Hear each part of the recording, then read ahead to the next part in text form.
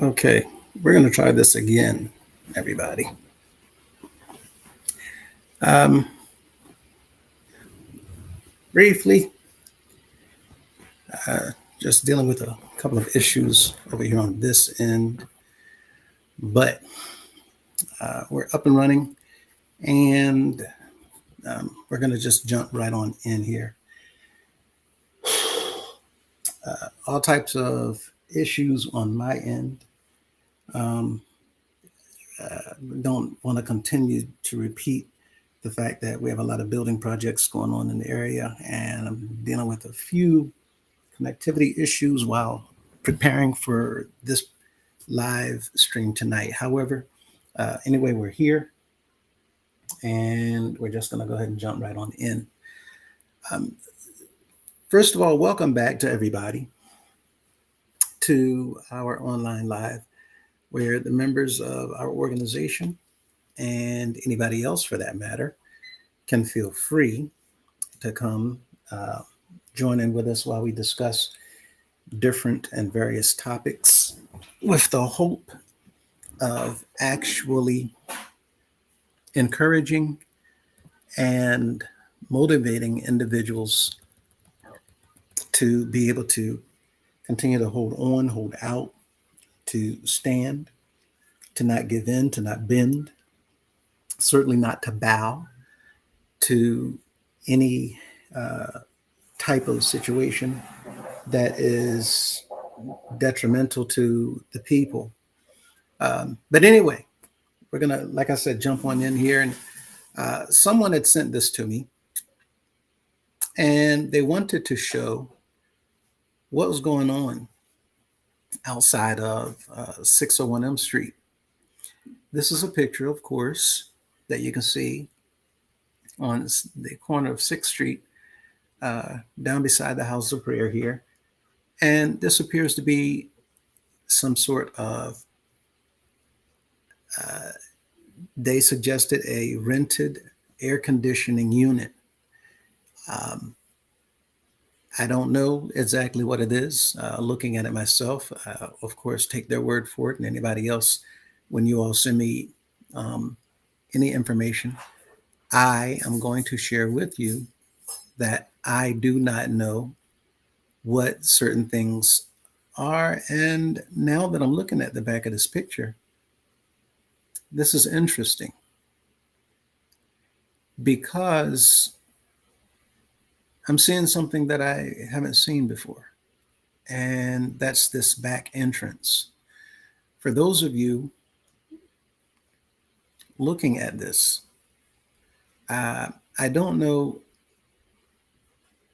when this was done, but this back entrance appears to be new.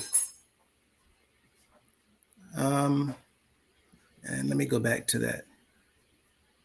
Okay, this back entryway appears to be new. It might have been done a while ago. I haven't been there for a minute, but that rear stairwell that leads upstairs to the sanctuary, I'm noticing that that entire back end is redone. Anyway, I'm not going to draw too much attention and time on that. But this AC unit, my question is, or their question rather, is to why are they renting this air conditioning unit if we have everything up to par that we need pertaining to the building's functionality, and especially at this time of year, while preparing for convocation there in Washington, D.C., you see the red, white, and blue banners on the side. I am assuming that that is for what he wants everybody to consider the 100-year celebratory events pertaining to the 100th convocation season. Anyone that has any knowledge of this, by all means, reach out to us and let us know.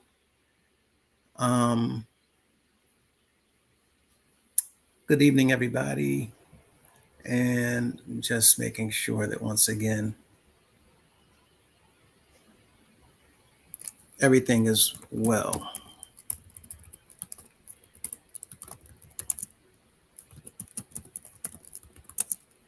Okay.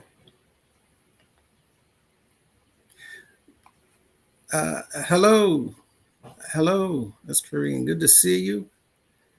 Um, yes, if anyone knows anything about this, let us know so that we can see or learn exactly what's going on. Anyway, that is outside of 601 M Street. And it might have been last week. It may still be there. I don't know. It might have been the week before. But this is concerning because around the organization, um, we know of many different locations where the air conditioning unit is out. There is no air conditioning. I understand that Charlotte number two, uh, the house of prayer there, located on the Statesville Avenue, the one that everyone has seen being put up for sale. Um, that one, the congregation has been, according to what has been shared with me, having services there in the mother house there in Charlotte. Someone had shared with me that the mother house in Augusta, Georgia is also without air conditioning. There's several houses that are dealing with pipeline issues, sanitary issues concerning the septic tanks. There is a smell coming from different areas within the houses of prayers that people have been drawing attention to. And someone had let me know that one in particular, um, they've noticed this going on maybe 4 or more years, where just walking by the house of prayer, you can smell what appears to be raw sewage. None of this is good for the organization. None of this is good for the members. The question is, why are these things not being looked into? Why are these things not being addressed? Why are we having these issues at all? There's been some conversation also regarding other facilities where these are not upkept, they're completely broken down. We're going to do a video pertaining to just these issues somewhere in the near future. In the meantime, I wanted to introduce this and thank the viewer who sent this in for letting us know. This is actually right outside of the headquarters. And again, not good at all. With that said, let me go ahead and move on to the next slide so that we can talk about another issue. Here, we see what is supposed to be a parsonage.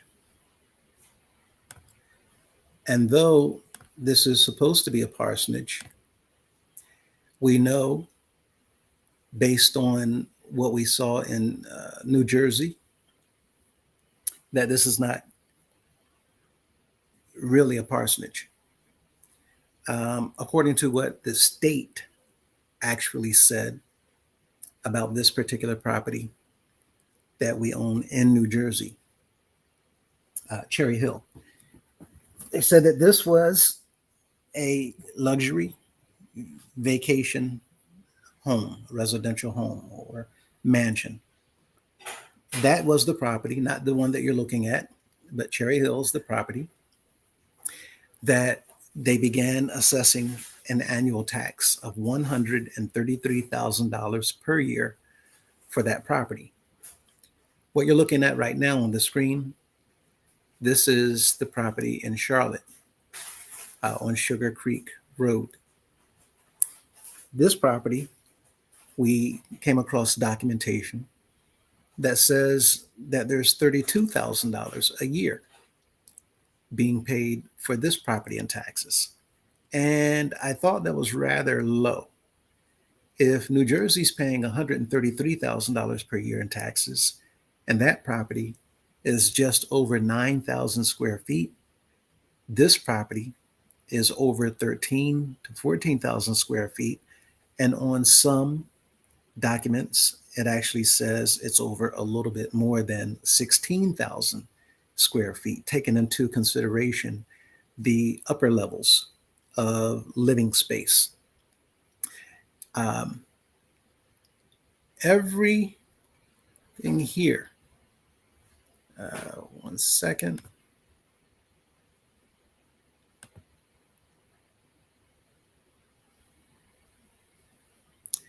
Everything on this property. Let me know, Black Diamonds, if you still don't see anything.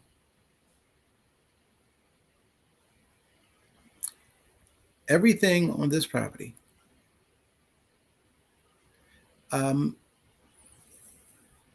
And any other property, for those of you who don't understand exactly how they do what they do in real estate, everything on the property is not looked upon as livable space. So some sites, some companies, they document and they advertise the entire square footage of the entire building structure. Other websites, other businesses only advertise what is known as livable space. And it is said that you don't see anything. I'm showing a picture of the parsonage there in Charlotte, North Carolina. However, let me move on to the next slide and see if we're still having this problem.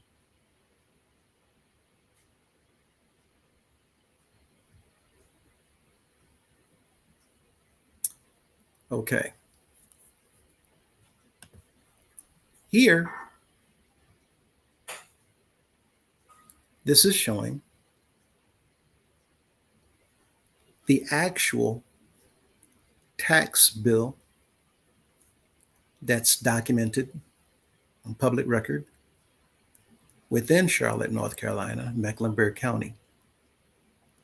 So pulling this document, I wanted to verify and confirm as to whether or not the taxes was $32,000 that's being paid for the property located at 4000 West Sugar Creek Road. And what you see here, see at the top,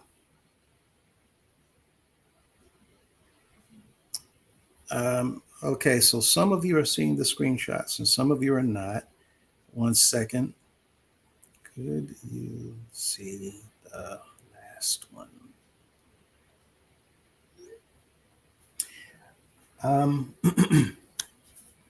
So I'm just responding to someone who just texted me.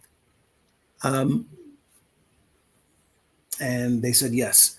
So some of you, if you're not seeing the screenshot, make sure that you verify that your settings are set to allow you to see what's being presented. It must be something on your end. And thank you for the individual who just texted me, letting me know that you could actually see the screenshot. And if you can't, again, let us know. And I will kind of walk you through what's being presented on the screen. With that said, okay, see it now. Got it. Thank you. So if you didn't see it, this is what we were looking at.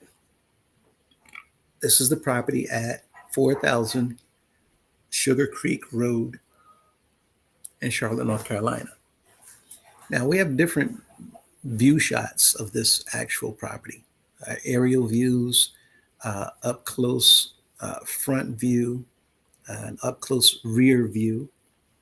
But for those of you who are simply driving by, this is what you will see from the street as you drive by on Sugar Creek. And once again, I wanted to confirm that We are paying $32,000 annually on this property. If you look at the yellow highlight on this form at the top, you notice this is addressed to the owner, United House of Prayer for All People. Attention, Bishop C.M. Bailey. And you're going to see this regularly because we have a lot of properties that are still under the name of the former bishop, Mr. Bailey. We have some that are under the name of the former bishop, Mr. Madison. Um, we have others that are under various names, and this is what uh, we've been talking about, the different names of the ownership on paper. And this is one of the biggest problems that we will be getting to the bottom of.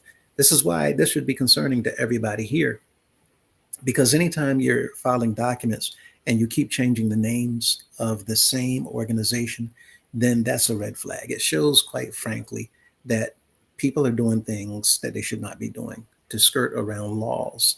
Um, but you see, attention, C.M. Bailey, Bishop C.M. Bailey, and that should have been updated. And we talked about why these records are not being updated as far as the ownership. We talked about why different bishops' names are being left on documents and paperwork. We talked about what the benefit is to the current administration, and we talked about what the problem is when it comes to regulating agencies and why this shows the intent is to get around the law. And we went into detail on this. But if you look at the green highlight, you'll see the address there, 4000 West Sugar Creek Road, Charlotte. And you see the mailing address is 1665 North Portal Drive in the pink highlight. If you look beside that, to your right, you see under real property, the black bar, the redaction there. If you look underneath of that, it says the due date. And you see it's 9/1/2026, September the 1st, 2026. And interest begins January the 6th, 2027. That needs to be stated so that you all understand that this is a current bill. It's not a past bill. Therefore, this particular bill that was mailed to Pool Drive, um, no one can say that they're not aware. These bills that's being mailed are still in the name of former leaders intentionally. Therefore, it presents a question that should be asked by the members of the organization.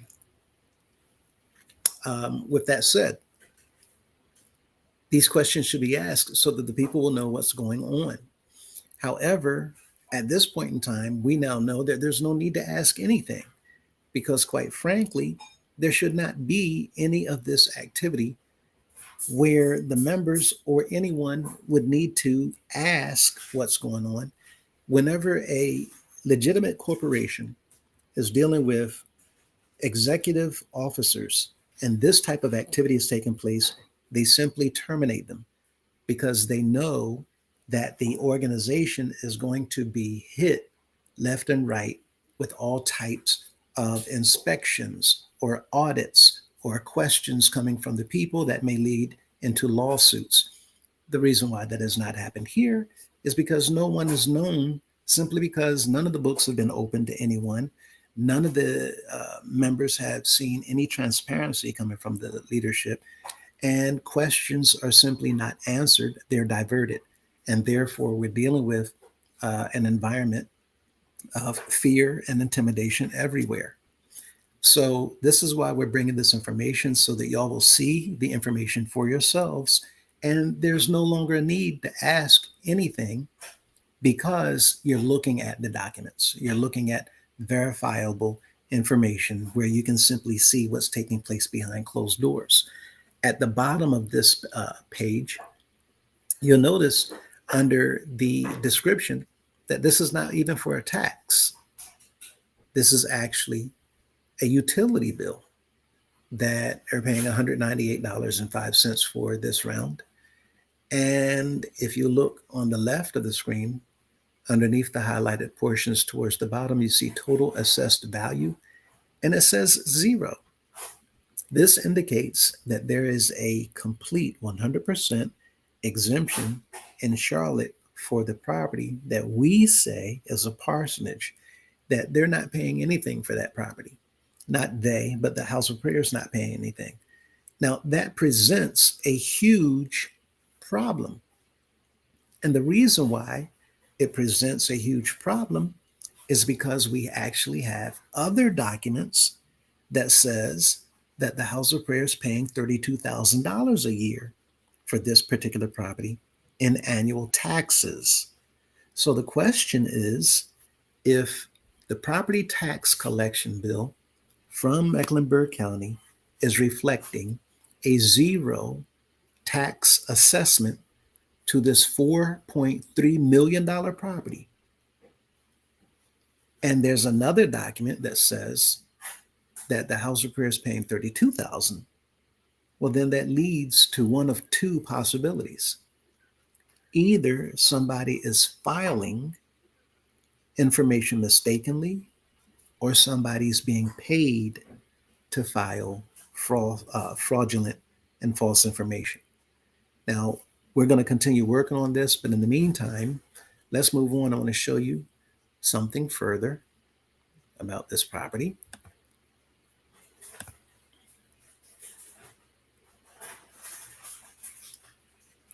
Here,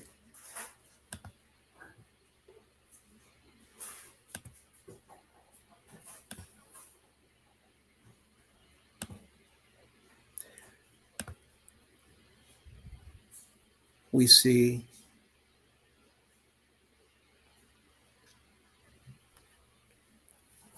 in the yellow highlighted portion, once again, this is the same property, 4000 West Sugar Creek Road. In the blue, you see it's the United House of Prayer for All People, attention, Bishop C.M. Bailey. The address, 1665 Portal Drive. The total appraised value, 4.3 million.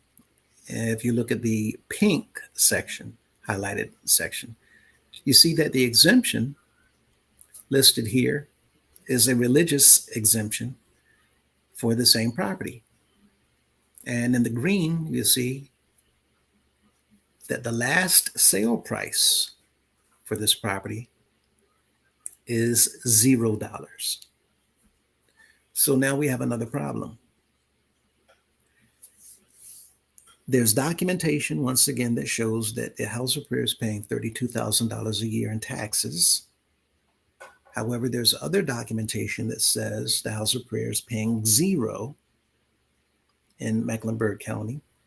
Now, that presents the same problem that we've seen consistently with the House of Prayer paperwork in various locations, state records, county records, city records. This shows a consistent pattern that information that's being filed on behalf of the House of Prayer does not seem to match other records being filed on behalf of the House of Prayer. And this is an issue because how many companies or corporations are you aware of when you look at paperwork in different municipalities and different locations and different offices and different governmental facilities, is the paperwork that's being filed not matching? Most of the time in all these corporations, you're going to find the same exact information, no matter where you're looking, no matter what file you're looking through, no matter what the report is, no matter what the document is for. It's going to have the same names, the same officers, the same amounts, the same titles, the same entity and corporation. All of those are going to be the same. Why? Because it's reflecting a true and accurate report of that particular organization or that company. It shows that there's nothing fraudulent taking place because all of the documents and the cross-referencing matches. Therefore, during an audit, it all adds up. Everything is checked off, green light on that company. Here, the fact that there's so many documents where the information does not match, the names don't match, the titles don't match, the officers don't match, the board of directors names don't match. Other documents show that there is a board of directors. Other documents show that there is no board of directors. Other documents that there's nothing whatsoever in the organization that you have to do according to the city of Washington, D.C. And here, what we're looking at with this green highlighted area is again the same thing that we saw with New Jersey, is that the property's last sale price was zero, indicating that the property was given without a sale price attached. So right now, still looking for this information to show and be able to share with you the actual transaction that had been done that shows the property was given or received by someone within the organization for free. And this is what we've been finding and looking into, because it just simply does not add up.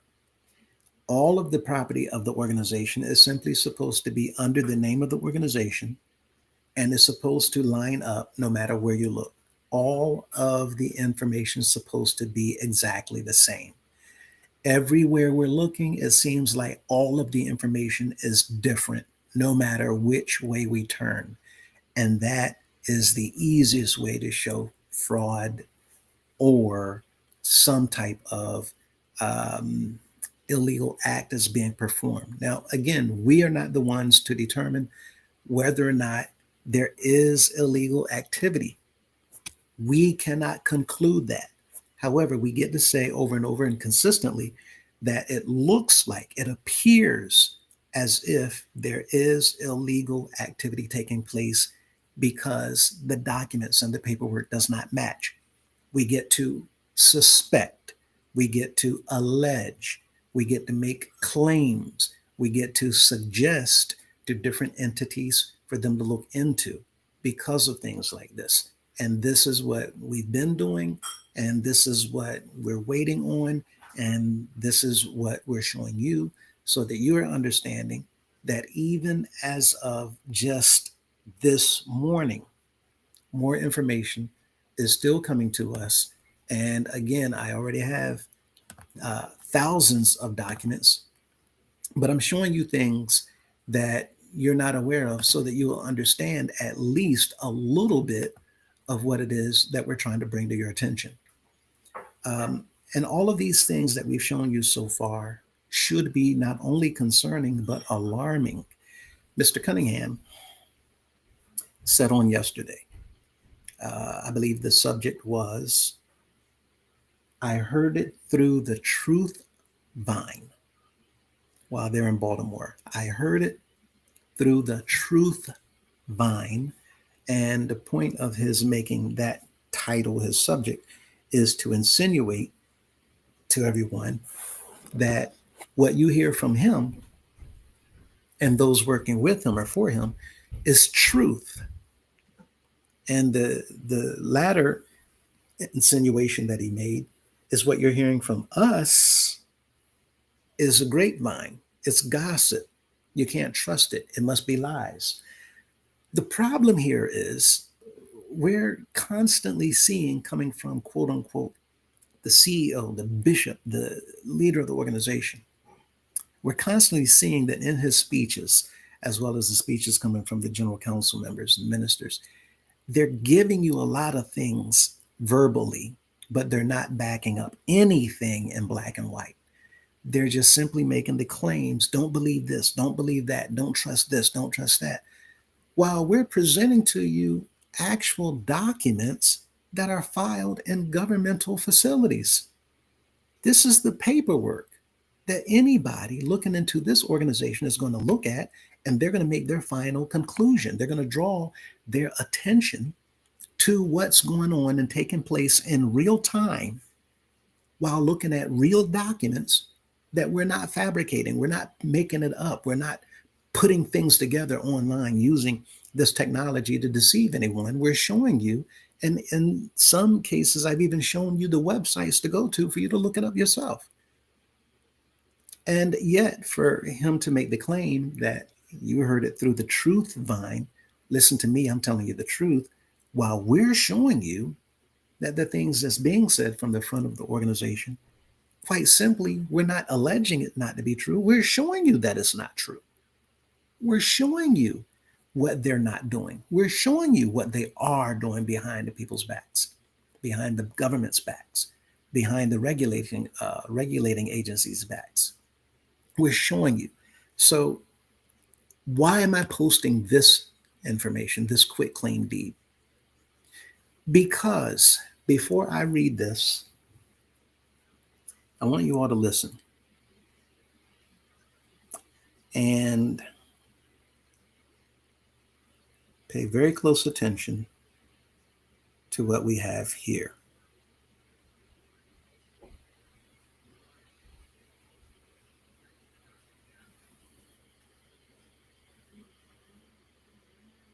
Okay.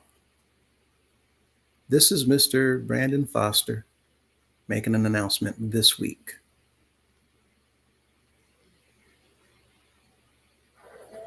First, the greatest man in the world today, breakfast, Dan Cunningham. I can't. I'm just going to fast forward a little bit. I just,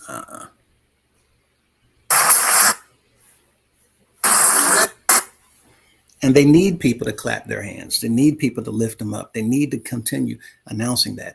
And if you pay attention, it's the council that's pushing the people. Ignore, ignore, ignore. Clap your hands, lift them up, exalt him, praise him. It's the councilman doing that. And as soon as the people stop paying attention to Mr. Cunningham, stop listening to them at all whatsoever, and look at the evidence in front of you, the documents in front of you, the information in front of you, and stand on your own 2 feet, use your own brain, and pay attention to what it is that you can see without listening to any more of whatever they say, then you can paint the rest of the picture for yourselves.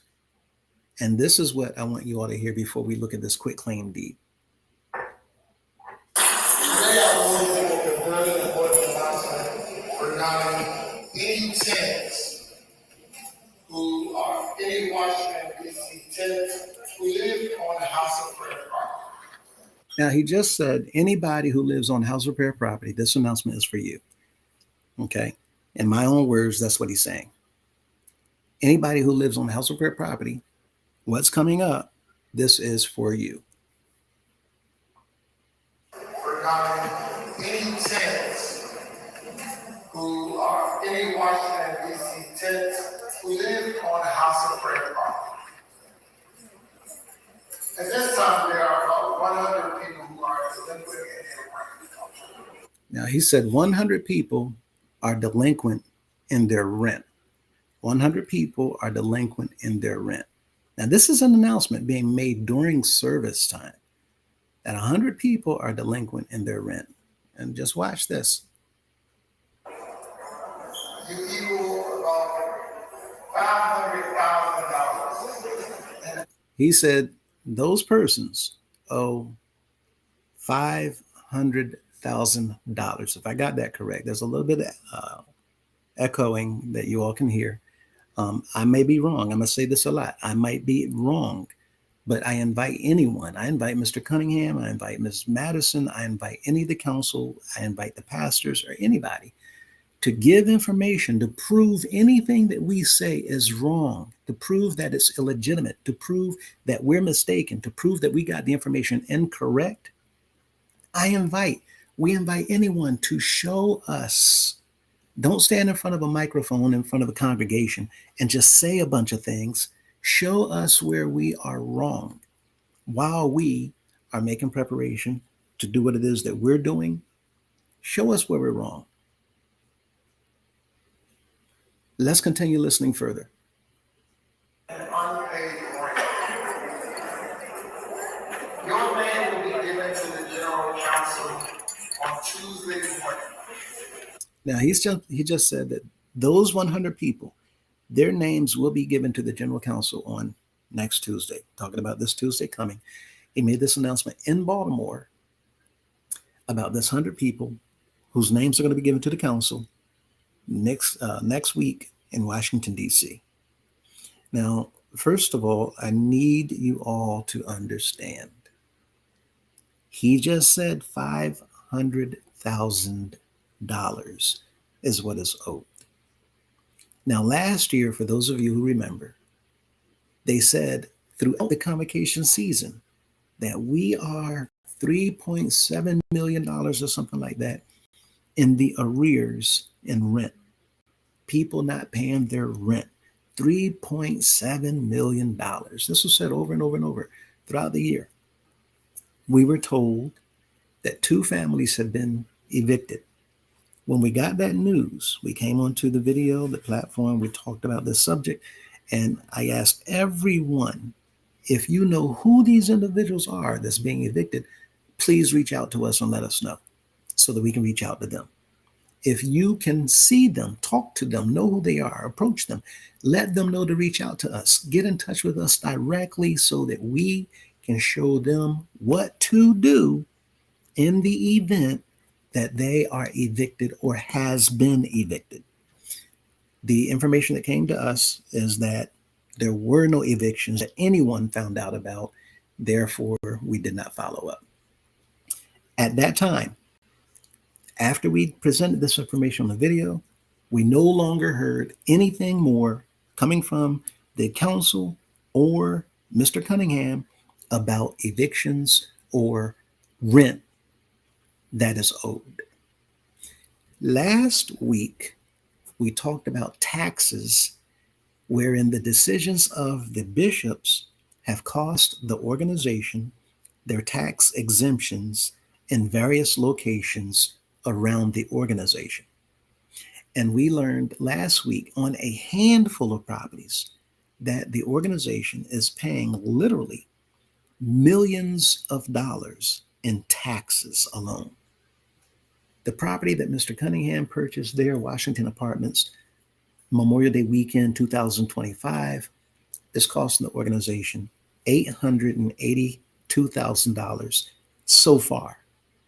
And if that does not get paid within another 2 weeks, it's going to go up by another, I think it's $8,000 or $9,000. And every time another cycle unfolds, it continues to accrue more interest and more penalty fees. So far, we're looking at already $70,000 on that one property of penalty fees and interest because of the late payment that has not been made. This is now $80,000 additional money of just interest and penalties on top of a debt that the organization is paying because of a decision that Mr. Cunningham has made on behalf of the organization as its trustee, where nobody else was included in the decision making pertaining to the purchase and acquisition of that property, the apartment buildings located there in Washington across the street from 601 Elm Street. This is his doing. This is his baby. And now, over a year later, that property is sat there receiving penalties, including fines from the city because of work that was being done according to the city's documents. And we can show you that as well. It's illegitimate work, and the work orders were pulled because the work that was being done was not being done consistently within the zoning laws or the regulatory laws provided by the city. I don't know exactly what they are, but I do have the documents and I do have the fines that were levied against the organization. Therefore, stop work orders were presented, and this is why you have not seen any work being done on that property. My point is that purchase was a $26 million purchase, and it's now costing $800,000 per year in taxes. We are now looking at Mr. Foster making an announcement talking about the members being behind in rent to equate and come to a total of $500,000. Now let's listen to what it is that he says in Baltimore that's going to happen this week. With the recommendation that you will not be able to serve in your capacity and the band on the band, the choirs, the displays, your president or president, any elders, you will all be removed. You all will be recommended to be removed from your position until further notice. Please, ma'am, please, sir, understand that you must pay your. Now, he said for those individuals, they will be moved. First, he said they will be moved. Then he caught himself and said, you will be recommended to be removed from your positions. Now, this is, you all need to understand, this is how the council works. This is the setup crew. They set people up throughout the organization. They set up pastors, they set up members, they set the people up because they're following the bishop's orders. He needs them to set all of this up to make it look like they're doing something wrong. So we're going to penalize you. Now, here's your problem. This just came up this week. Now, the issue here is we've heard nothing whatsoever since last year about this subject, since we put it out that they're literally targeting people that they suspect are not loyal to Mr. Cunningham. They're targeting people that they suspect are not giving any longer in the house of prayer. They're simply using this as a tactic to threaten, harass, or intimidate the members of the organization. This is what we're going to do to you in the event that you all don't fall in line. Now, there's many people who's not going to agree with what I just said, but this is exactly what we're seeing taking place and unfolding.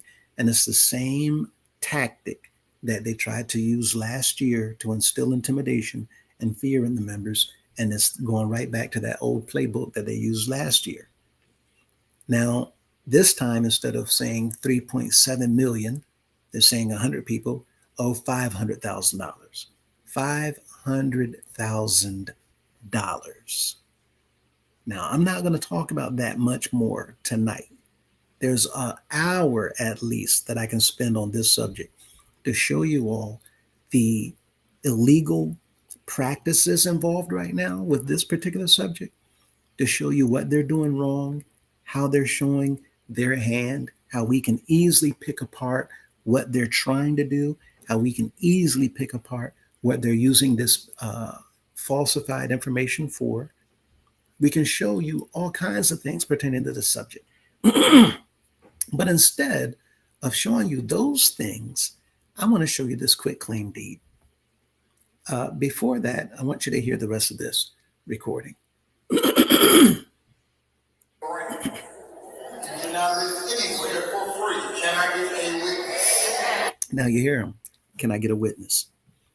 These councilmen will get up and say anything, and they will pull the members into this mental state where they need you to agree with them.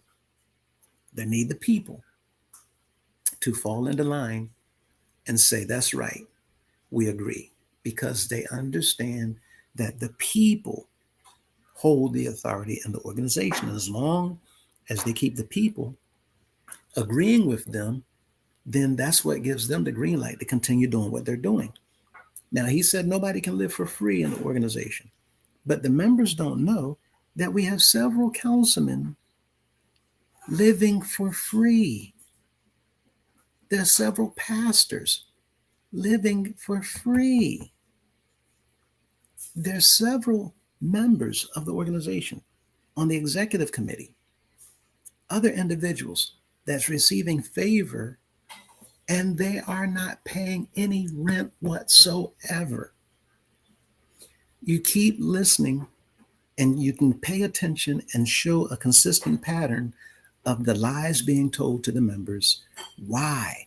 Because they don't have to give you proof of anything. That is what has been consistently demonstrated in this organization. We don't have to show y'all nothing. We're not going to show you nothing. We've never shown you anything. We're not going to start now. You do what we tell you, period, point blank, and keep giving your money. And everything will be fine.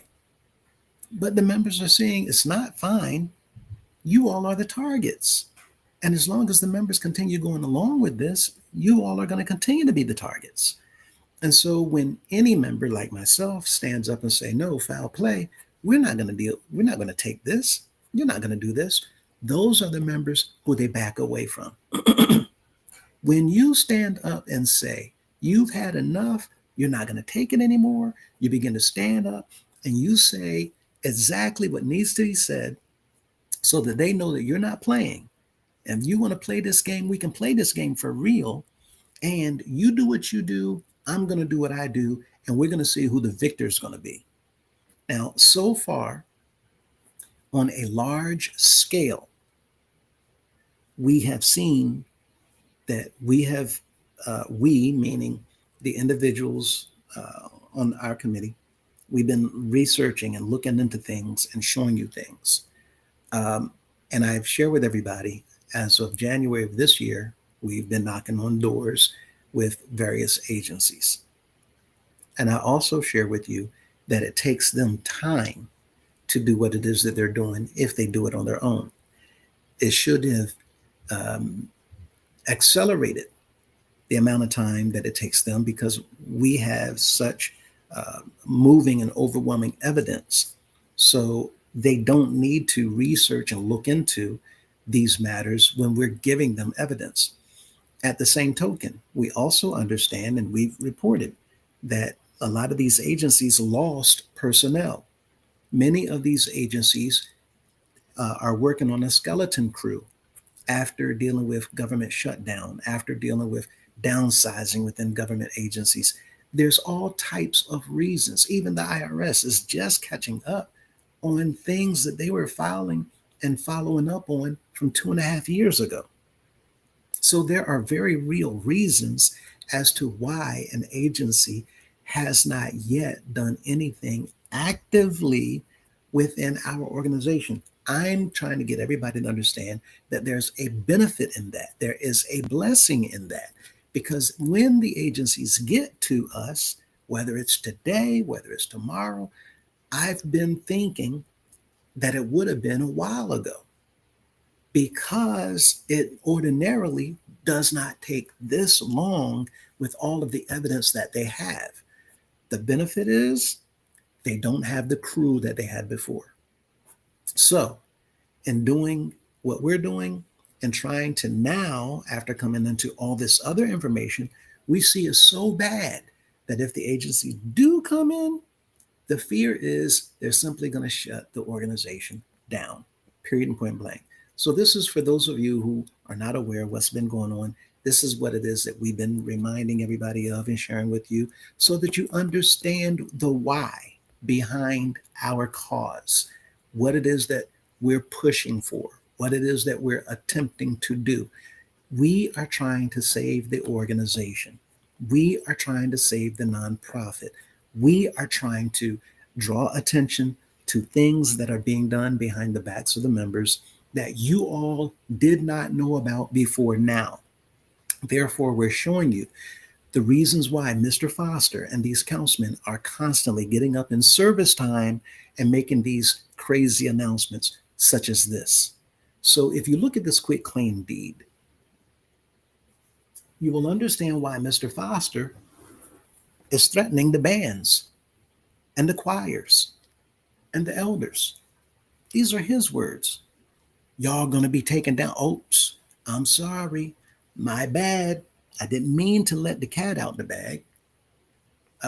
Y'all not gonna be taken down. We're gonna recommend that you be taken down. Of course, he just exposed what they're planning to do.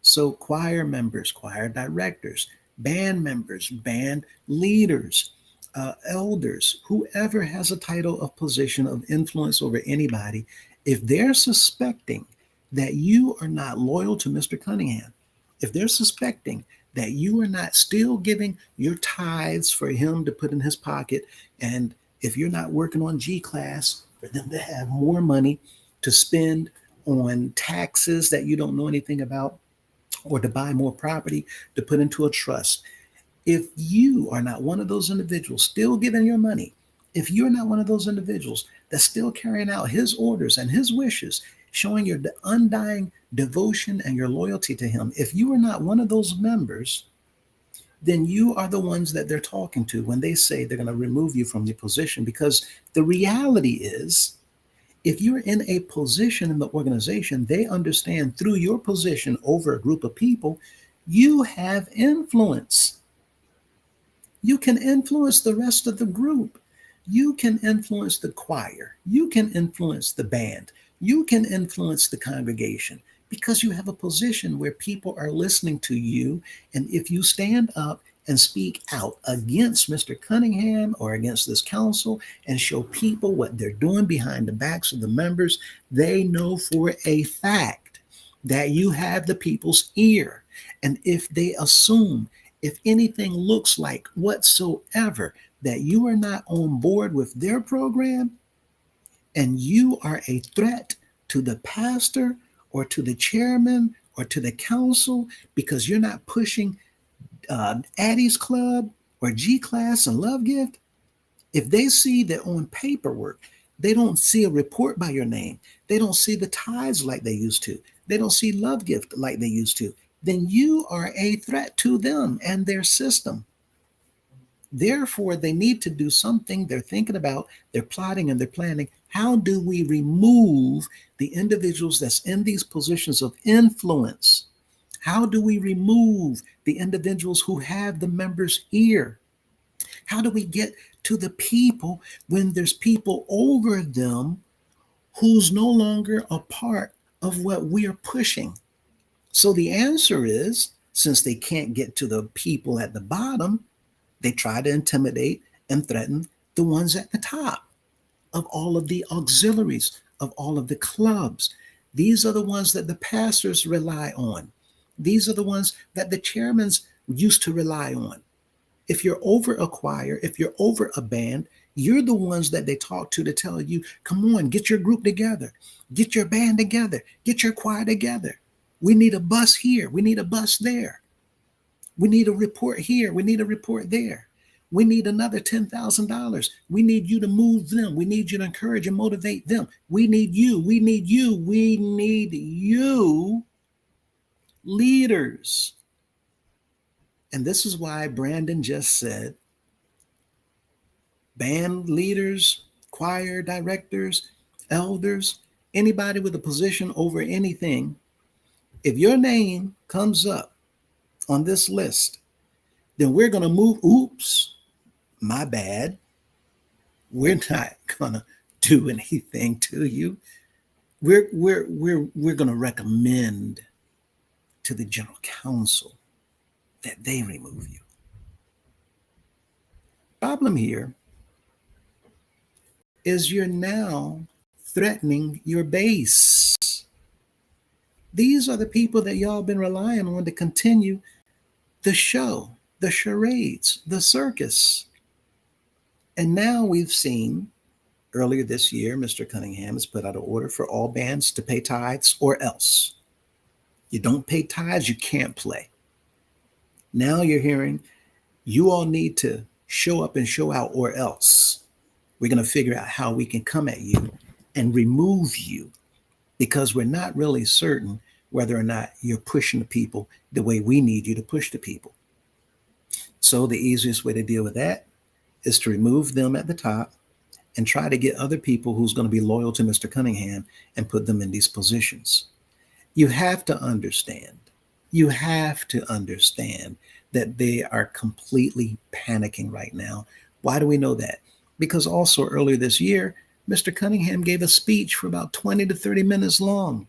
I can't remember where he was, but he said people don't want to serve in a position anymore. People don't want to be a director anymore or a president anymore or leaders anymore. People not taking these positions anymore. Why are you shirking your responsibilities? Some of y'all in here doing nothing. Don't want to serve. Don't want to be nothing. Don't want to do nothing. Don't want to give nothing. Now, he gave this speech in several different places, and all of a sudden, here comes the council now threatening to remove people from these positions. You're shooting yourself in the foot. simply because people, you have to understand that they're now keeping a list of people who give, and they're keeping a list of people who don't. They're keeping a list of people who pay tithes, and they're keeping a people of people who stopped. They're keeping a list of people who used to give love gift and who still giving love gifts, and they're now keeping a list of people who don't. They're keeping a list of people who's working on Addie's Club. And you have to be able to stop and look through what's going on. Here's why this is important for us to understand Mr. Brandon Foster and his role. I shared with you last week that Mr. Foster is the power of attorney for Mr. Cunningham in real estate dealings and real estate transactions.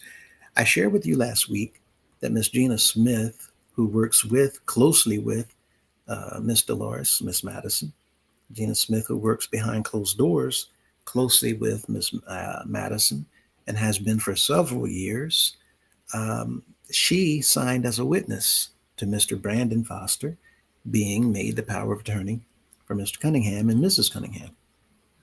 I showed you last week that Mr. Murray, Rodriguez Murray, also signed as a witness to show and verify and confirm that Mr. Brandon Foster is the power of attorney for Mr. Cunningham and Mrs. Cunningham.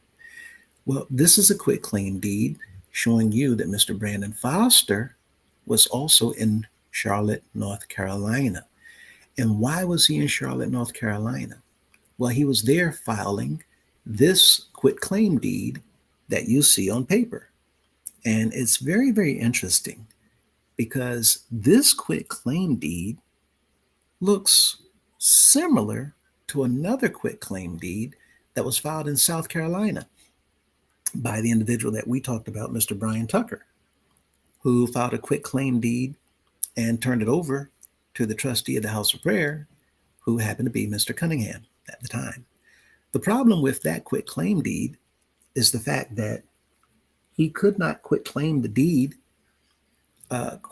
property on the deed to Mr. Cunningham lawfully, because we already have other paperwork that showed that the property was not owned by Mr. Tucker. It was already owned by the House of Prayer.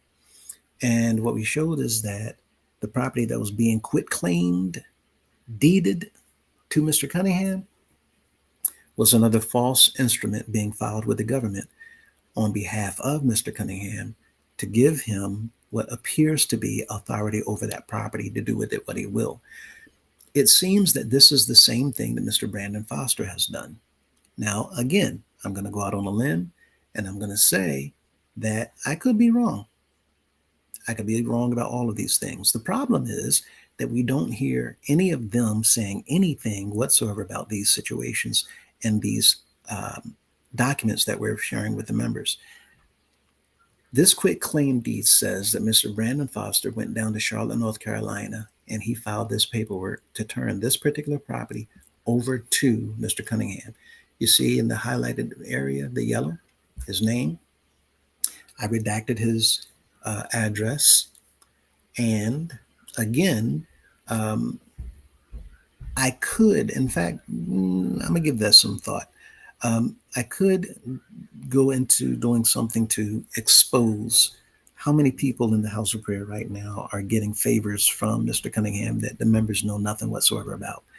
And since they're playing this game of bringing a list of people that they're claiming who owe the organization $500,000, the biggest problem here is when you look at all the facts and the details of the case, you'll find that the people really don't owe the organization. The organization owes the people, and the organization don't owe $500,000. The organization owe billions.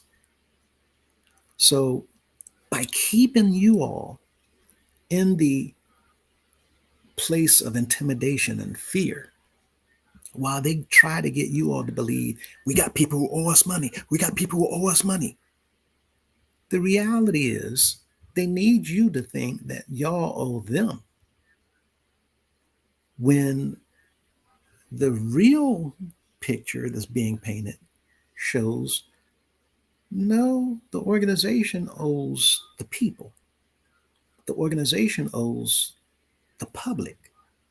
The organization certainly owes governments, because this documentation is showing that the leaders of the organization, while using people like Brandon Foster, um, Elliot Thompson, Brenda Hall, Cynthia McDonald, there's names all over the place with these attorneys. We have other officials on the executive staff, names all over the place. There's a good 18 names that we see consistently over and over and over and over and over and over in all these documents. Some of them have passed on. Some of their names link to different things that we're not talking about yet. But the point of the matter is, they need the members to think that you all have done something wrong and that they can penalize you. And I've talked about how the organization does not have any legal right or authority to penalize anyone, because the entire governmental body, as well as the law books of the organization, are all illegitimate. They're all null and void. The powers and the authorities that the general counsel want you to believe that they have is all imaginary. They have no power whatsoever, except the power that you give to them to exercise over you.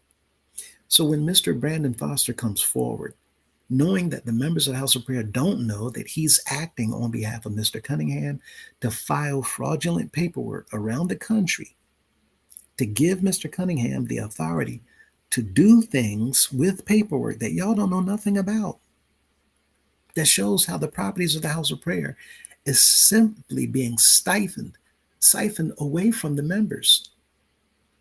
It shows completely that the people are not in the know. And I have a form where I can show you the notary public who signed this quitclaim that says Mr. Brandon Foster appeared before me. And it shows that while the members are busy doing 9 to 5 work Monday through Friday, y'all are not aware that Mr. Cunningham is using people to travel around the country, to go to government offices, to go to these buildings and file this paperwork all over the place to give himself the right, the legal right, according to false filings, to do whatever he wants to do with the property while stripping it from the organization.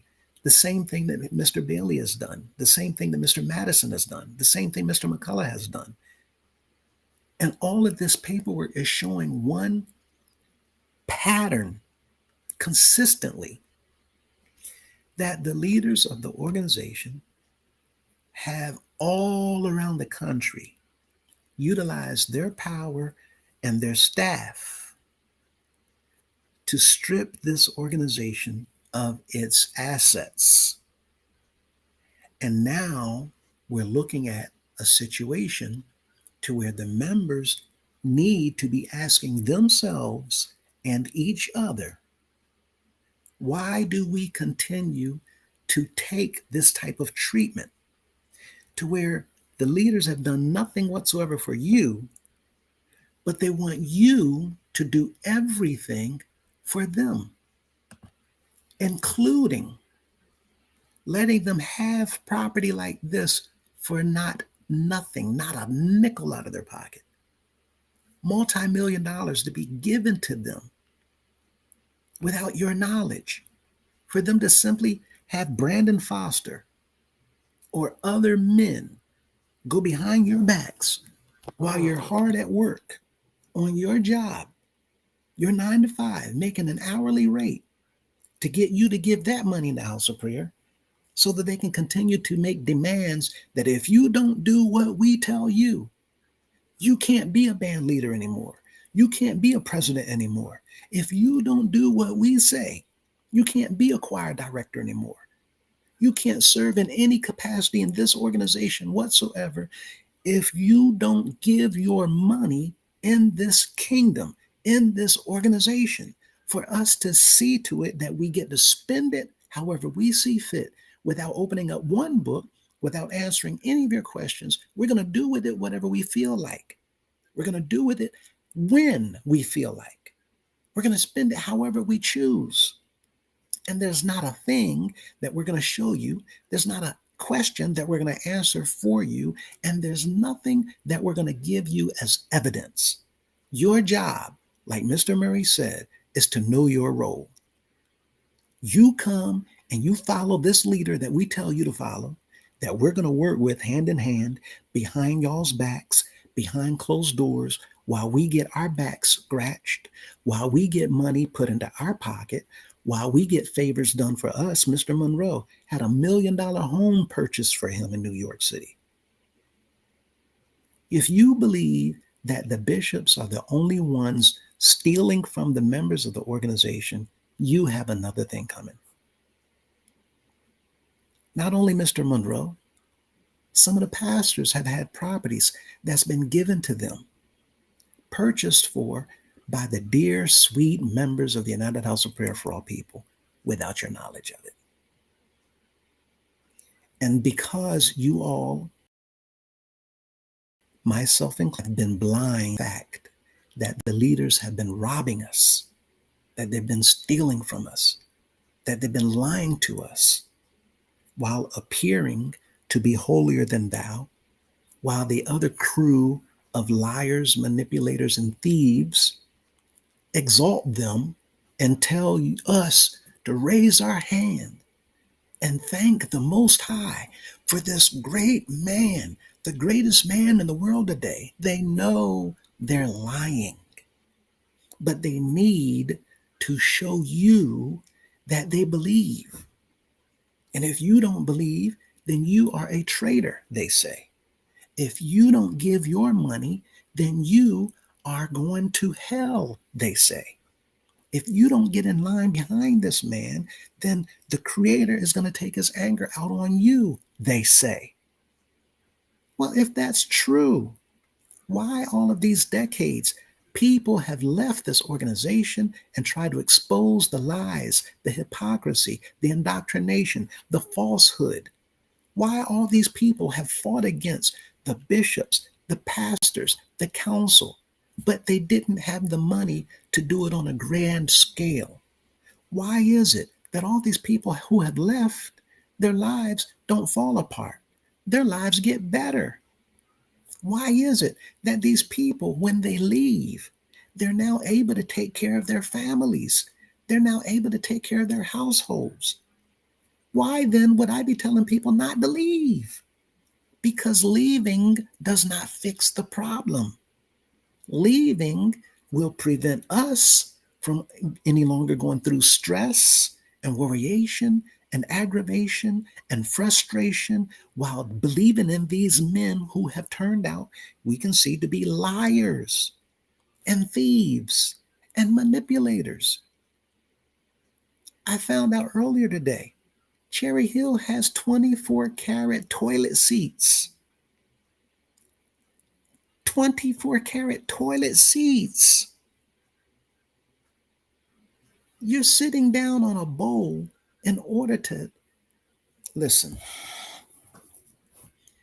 When you're dealing with a toilet bowl and the seat is 24-karat gold, now some of y'all say, I don't believe that. You don't have to believe anything I say. I keep saying this over and over and over again.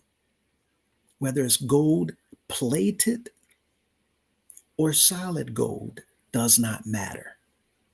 What matters is the amount of money that they put into the luxurious furnishings of that house. A $20,000 chandelier. $50,000 worth of woodwork in the ceiling alone of the dining room. All of that money that went into that one property was furnished and taken care of by the members of this organization. And now we get to learn that the state says it's not even a parsonage. And we get to learn that the state says we're going to tax you for it. And we also get to learn that the organization is paying for that tax. 10 years, you're looking at $1.3 million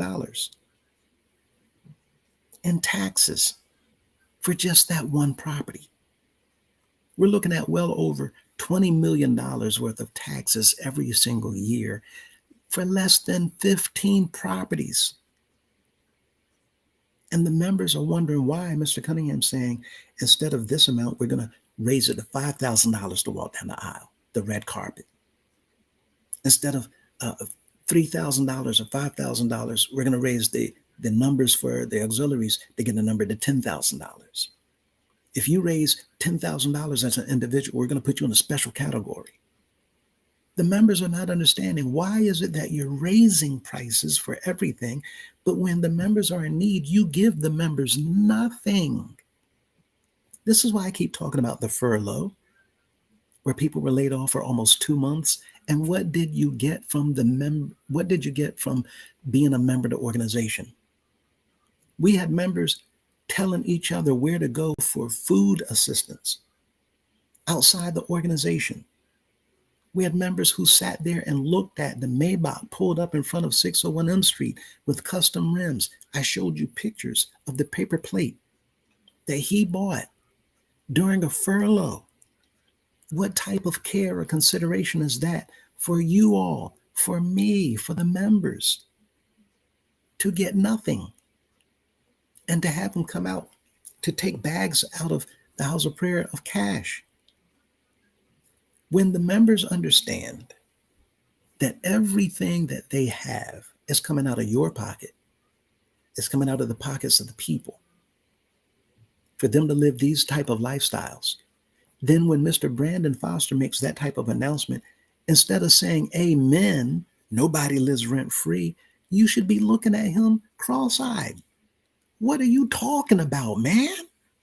You living rent-free. Other councilmen are living rent-free. Some of the executive staff is living rent-free. Top choir directors in Washington, D.C., staff at Portal Drive, who's now working at 601 M Street above the pool area, also beside Charlotte Mission, y'all living rent-free. Certain pastors, Jock Taylor, his brother, others around the organization. I already mentioned Mr. Monroe having $1 million home bought for him, given to him.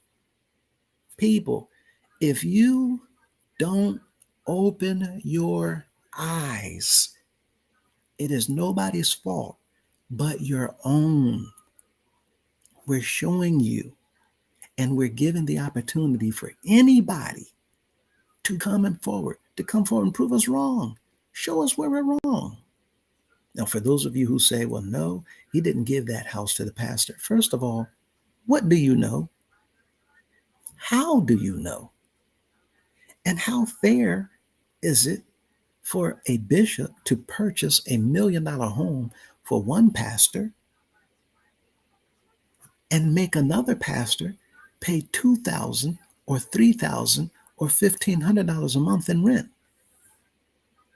How is it that the pastors that don't have anything have to suffer, but the other pastors sitting in the largest houses of prayers with the largest congregations, they getting paid left and right?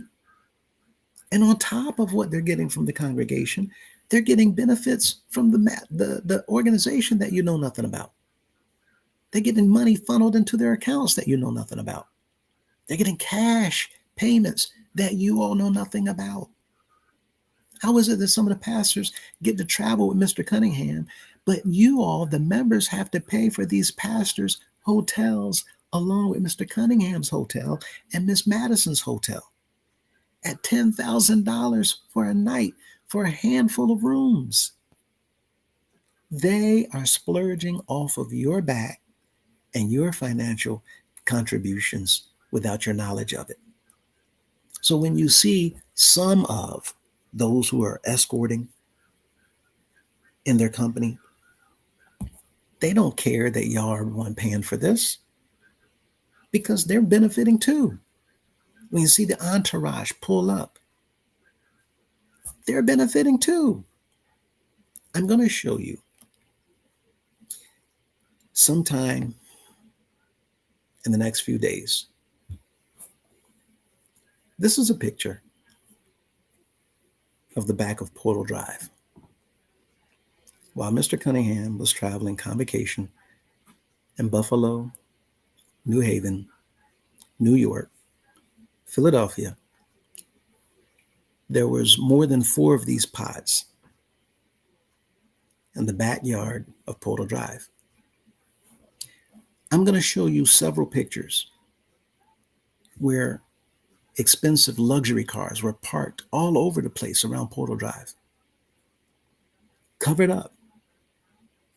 Why would there be storage units at the back of Portal Drive? Why would all these cars be parked around Portal Drive? Especially while Mr. Cunningham is away, while he's on the road, while everybody that's expected to be anywhere, you're all up in Buffalo, New York, not knowing that there's stuff that's being put inside of these storage containers.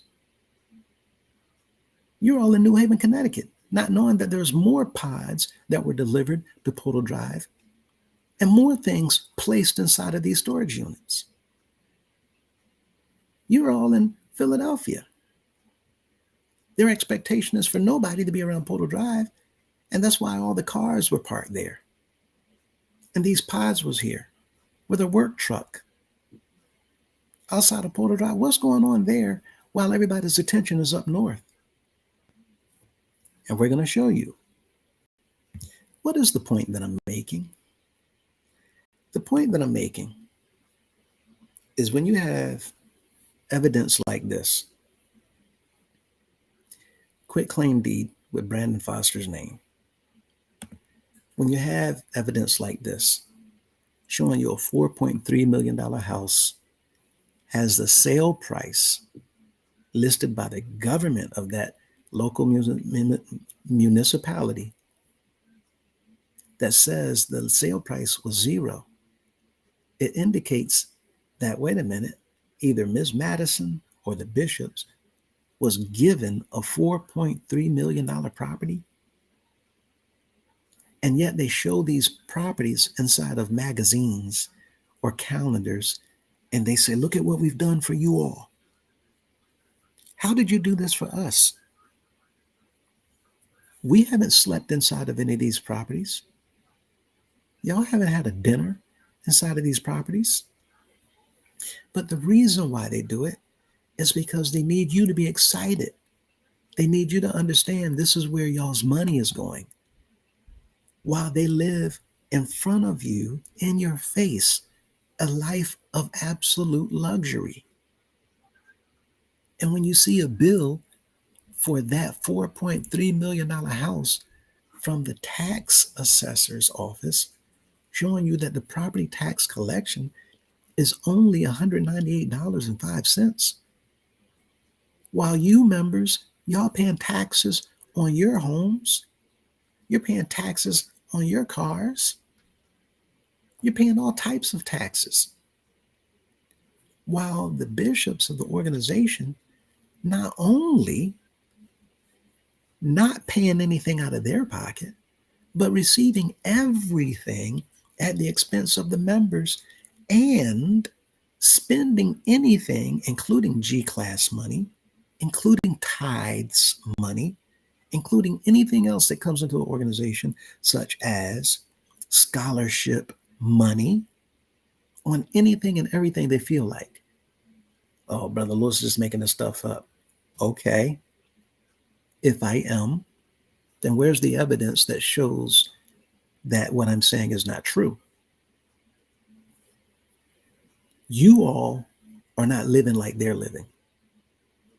And the individuals that's riding with them, they're enjoying their lifestyle because they're feeding off the crumbs that falls off the master's table. But the crumbs for them means they get to drive SUVs and luxury vehicles and live in houses that's been purchased by the members of the organization, and you all know nothing whatsoever about it.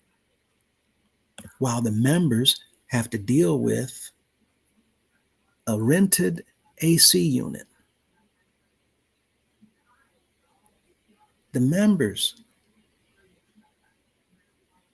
looking at them renting air conditioning units because they're not fixing the equipment inside of the sanctuary. They're not fixing anything in the senior living establishments. We have houses of prayers where the bathrooms have been broken for over 20 years. But no big deal because they get to live like this. Where's the concern for the members who's living in a 900 square foot apartment or 1,000 square foot apartment with one bathroom and 3 bedrooms, where this household has to cram the things that they own inside of a property where you don't realize there's mold and there's mildew in the ducts, the AC units, where they have not done anything to maintain it for over 35 years.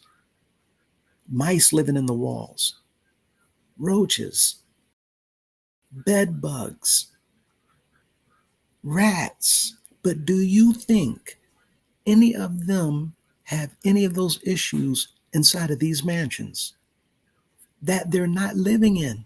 They're just sitting there for them to enjoy whenever they come through town, along with the councilman who also is enjoying these perks. Men like Mr. Gibbs, y'all have no idea how much money that man has, the type of lifestyle that man is living outside the house of prayer. Y'all have no idea how Mr. Howell's living. Mr. Wynn, y'all have no idea the benefits that these men are getting off the backs of the members of the organization. You have no idea, Mr. Whitner, the amount of money, the homes that he has. In the faces of the members, they laugh. They laugh at you behind your back while they meet on their homes that they have on the beach. Myrtle Beach houses sitting back in communities that are gated to keep you outside of their neighborhood so that you don't know about their 500, 600, 700, 800, 900,000 multi-million-dollar homes that they're living in, with the cars that they have in the garages that you don't see them driving. If Mr. Wynn opened up his mouth to tell you, he would tell you he's got several homes that you know nothing about. Just like many of the other councilmen who's not showing you their money. They're not showing you their bank account. They're not showing you their pockets. They're taking money out of your pocket so that they can help put money in the bishop's pocket and Miss Madison's pocket while they take a cut. And this is what's been going on for the longest time, all these years. And now we're beginning to see why they have to do the things that they do and promote the members to continue listening to and following these bishops. So they promote different types of events in House of Prayer. This whole 100-year anniversary, we want the bands to come together. We're looking for 500 members, 500. We want a 1,000-man choir, because they know as long as they keep the people active, as long as they keep you looking at the bishop and waving your hand to receive a blessing, as long as they get you to remain distracted, then you don't get to see the real deal is that they're using you for them to live this type of lifestyle. And they get to claim it on paper as a religious property that they don't have to be taxed. And for every dime that they don't pay in taxes out of the organization, that's more money that they get to spend. So the whole kit and caboodle is to give the impression that they don't own anything. But by maintaining control over everything, they get to spend without telling any of the members anything. And as long as the members continue listening to Mr. Cunningham, traveling all over the place, talking about, I heard it through the truth vine, while making believe and trying to get you all to accept his rhetoric that what Brother Lewis is saying is a lie. What Golden Boy and what Miss Mintz are telling you, they're lying. Don't listen to any of those platforms. Don't listen to none of that stuff. Forget TikTok. Forget the Golden Boy channel. Forget Miss Mintz and Golden Boy Tell 'em. Forget Brother Lewis. This online fellowship, all the lies being spewed on the 11th Sun, while you're getting nothing but evidence and evidence and more and more and more evidence. And they are quietly behind closed doors paying people left and right to keep this evidence from being brought forward. And they're doing it so that you all will not see this whole thing come to a close. So I'm going to say one more time, while we are looking for one last thing, you all need to ask yourselves, why did Mr. Cunningham have people at Portal Drive for 4 weeks packing up things, putting things inside of storage units, cars all over the place while he's on the road? There's luxury vehicles all over the place scattered around Portal Drive, covered up as if there's visitors and family members that's there. The members in the neighborhood, all they see is all this activity going on, but they don't know what's taking place at Portal Drive. They're not in the organization. They don't know that everybody's attention is in Buffalo or in New Haven, Connecticut, or in New York. While he's calling the bands to come and march in a parade, this is what's going on at Portal Drive. And you all, for the longest time, just like I was, have been looking at what they're doing. This is how magicians trick you in the audience, which is why it's called a magician's trick. They keep you looking at the right hand while you have no idea what the left hand is doing. Working in the dark. And you believe, wow, that's magic. So while he's got all the attention up north, this is going on at Portal Drive. And we're going to show you what it looks like today versus what it looked like a few days ago. And while Mr. Cunningham is getting closer and closer to Portal Drive, they had to hurry up and finish moving out, packing up what they needed to pack, and ship off whatever they needed to ship off before he arrived. Because now there are no pods at Portal Drive. Now all those cars that was parked around the yard are no longer parked at Portal Drive. And now when he comes in, he stays for a little bit, and he is out that door. The man ain't going up there to live. And the question is, where's all this time being spent?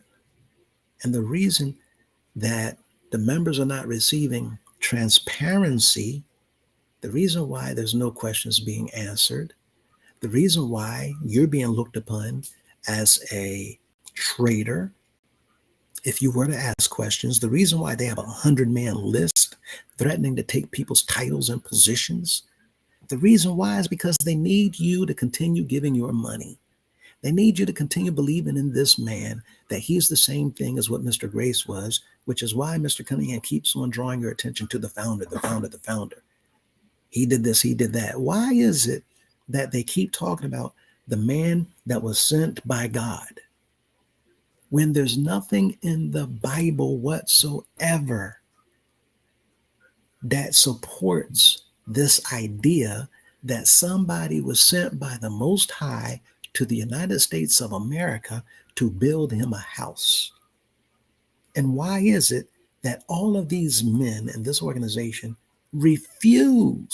utterly refuse to do anything in the open for the world to see what they're doing? If you're the one man on the planet, not only should you be doing everything transparently, but you should be sending your minions. The general counsel should be outside. They should be talking to everyone. When the Messiah sent the disciples out, he sent them out to the world to do everything they did openly. Everything here is quiet kept. Nothing is being done openly. With that said, we're going to come back and talk about Portal Drive, but for the rest of tonight, I want to share with you something else that was sent to me. And I want you all to pay attention to what this particular member said, and then we'll talk about it. They said, "Peace, Brother Lewis. I do not want my information shared. I'm very concerned about what I've learned over the past few years about our leaders of the House of Prayer. I know a lot. I've heard a lot. People have shared things with me because they felt they can trust me. What's concerning to me at this point is what's going on with the government and how we as a people will be affected. Daddy Cunningham, as the past bishops have stated, something is coming. They will say this and then do not prepare us for what is coming.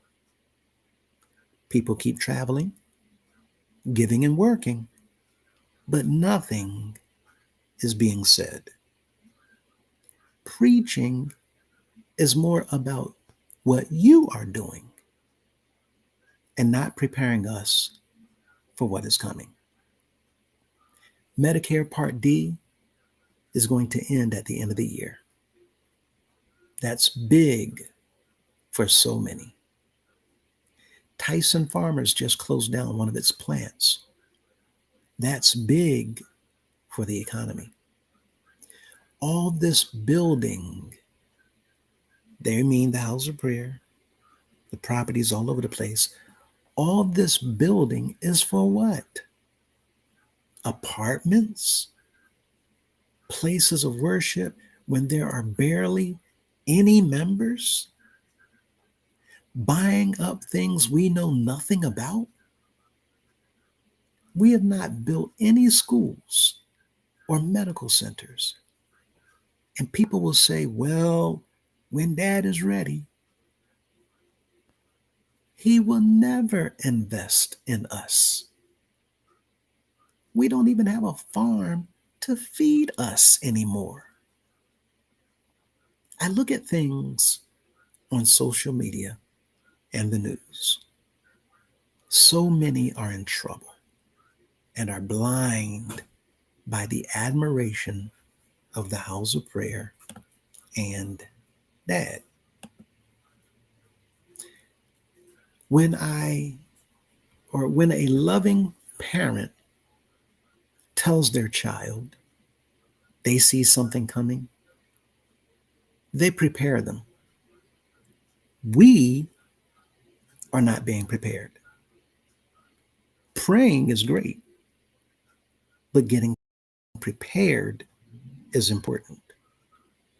We keep giving money, but we're not being helped at all. It's so disheartening. They will help their family and few friends. But what about everyone else? I feel that they don't want to be questioned on how they, or the House of Prayer, will help us. We are $1 trillion business, and so many will be brokenhearted when no help is given. I just needed to get this off my chest. You can share what I said, but I want to be anonymous. Thank you. With that in mind, first of all, let me say thank you to the viewer who shared this and who sent me this. But let me ask a few questions for you all to consider. The preparation question regarding telling the people how to make preparation. If our leaders truly possess spiritual vision and claim that something is coming, then Like they said in this email, why are they building real estate empires and luxury apartment blocks instead of farms or schools or medical centers to actually protect the people? If you see trouble really coming, no, they say that to again instill fear in the people. They need the people to be afraid so that through the people's fear, they get the people to run to the house of prayer so they can pray around the mountain and then give their money in the offerings. That's what the fear does. That's why Mr. Cunningham put on this organization wide prayer night. I see trouble coming. Everybody, Friday night, I'm not going to write no letter. I want y'all to put the word out. Get everybody to come out Friday night. And we're going to pray for the country. Pray for the members of the House of Prayer. Just fear stoking the people to get them back in line with him. The man of God said, trouble's coming. We need to do something. Trouble's coming. Yeah, that something that he wanted was for you to get there to once again renew your faith and trust in him so that he can get you back around that building so that the pastors, the chairmen, and the councilmen can get you to take the money out of your pocket. And they use the choirs and the bands to sing while they guilt you into giving more and more and more and more and more. But all that money that they're getting you to give, that you see them walk out the door with in those brown paper bags, now they have a duffel bag. All that money that you see them take, all the money that's been given in the house of prayer, all this money that's being generated by all the things that they've bought through embezzling and put in their name for them to control it, for them to spend the money however they see fit, but charge you every single time you step foot on that bus, charge you for a seat. An illegal chartering service we talked about. And to raise more money in love gifts on the bus. Every time they do that, it's costing you more. And yet there's nothing they're doing for any of the members, let alone the people outside. If they see something, why are they not doing what this person said and preparing the people? The economic safety question, with massive changes coming to healthcare like Medicare Part D that they spoke about, and factory closures like they spoke about with Tyson, threatening our local economies. Why is it that the pulpit, the pastors, the council, the chairman, why are they completely silent on survival? Why are they not saying anything to prepare you for the trouble that the bishop sees coming? Why? Joseph prepared Egypt. Moses prepared the Israelites. Joshua prepped them. Nehemiah prepared them. David, Solomon. Why do these men not tell you anything that you need to do to prepare for the trouble that's coming? But yet, they're louder than they've ever been concerning getting in Daddy's Club, making sure you have love gift, making sure you get a bus for them to make a good showing and then tell you, get in the line, get in the line. I told you when Mr. Grinder initiated that Whose Line Is It program, whose line is it? Daddy's line. Whose line is it? That was to get you to give more money because he was getting a piece. The council knows they're getting paid. You can't believe for a moment that you believe that this council believes inherently in the bottom of their heart that this man is right now the one being on this planet that the Most High is using. And yet we don't see at any given time those men or that man do anything whatsoever to help the people at all. All they do is take and take and take. The time that they should have done anything is during these natural disasters and furloughs. But even when it comes to something as simple as a back to school drive, we get instructions from the bishop telling the members to pay for it. We're going to feed the people at a music festival, but the people got to pay for it, get the hot dogs and the burgers and the buns. But you all don't know it.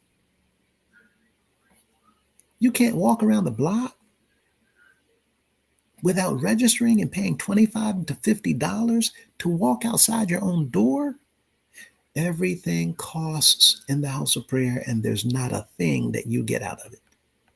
And now there's AC units being rented to sit outside of 6th and M Street. The headquarters of this organization, air conditioning is broken, according to the report that I was given.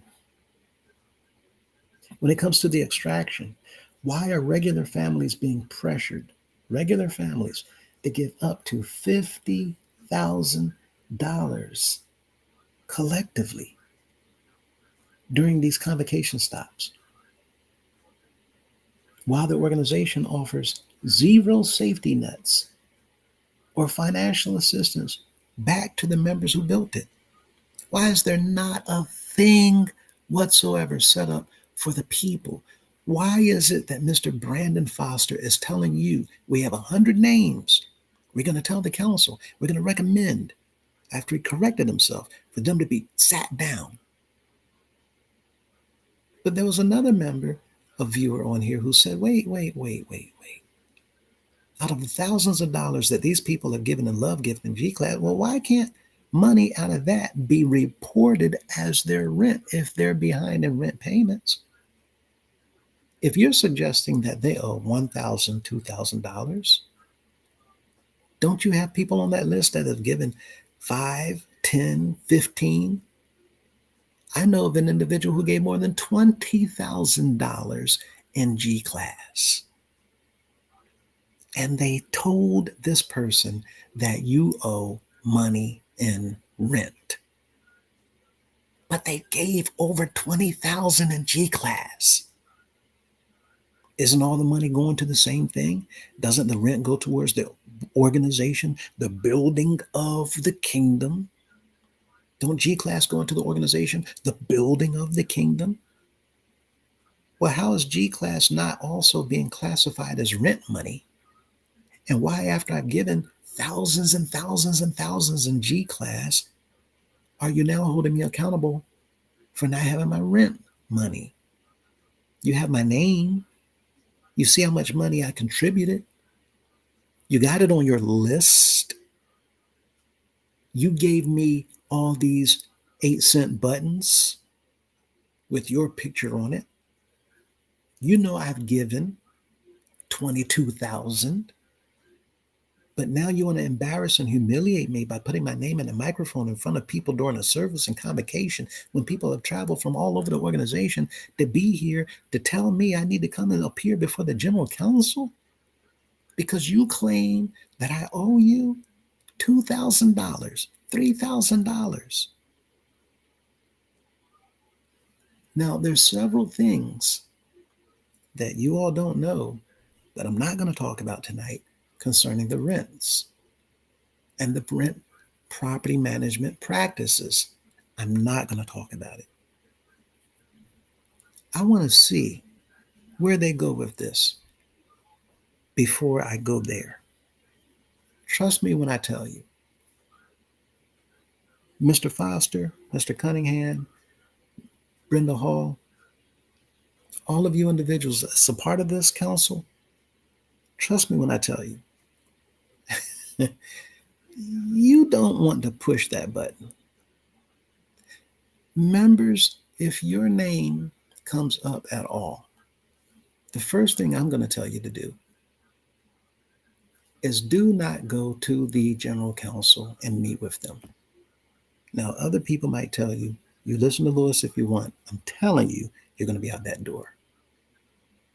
What I'm going to tell you is you had better listen to what I'm telling you, because if you don't, you can rest assured that you will be out that door. They're doing everything they're doing right now to panic. And they're using the members of this organization as a go between to instill fear. And if you all don't see that Mr. Cunningham's hand is in this, why he telling people sit down and shut up, all these other clips that he has where he's trying to instill fear. I'm the one that make the decisions. One man, one man. And now, as a result of you saying that, people don't have to wonder, okay, well, who made these decisions? Who do we hold responsible? Here's the thing. One more question I'm going to ask. When it comes to the governance, is this massive multi-million-dollar business being run to glorify the Most High and His Son? Is the real estate dealings and the transactions being done to feed the flock? Or are all these businesses being invested in? Is it operating as a private family trust designed exclusively to secure the luxurious lifestyles of a few friends and relatives at the top, like this person emailed and said? Could it possibly be true what this person said? Only a few people getting their back scratched? We already know the answer to this. To the viewer who sent this courageous, heartbreaking email, let me say thank you. Thank you for your trust, and thank you for sharing. Know that you're not alone, and your voice is being carried forward safely and completely, as you can see, anonymously. You asked the ultimate question.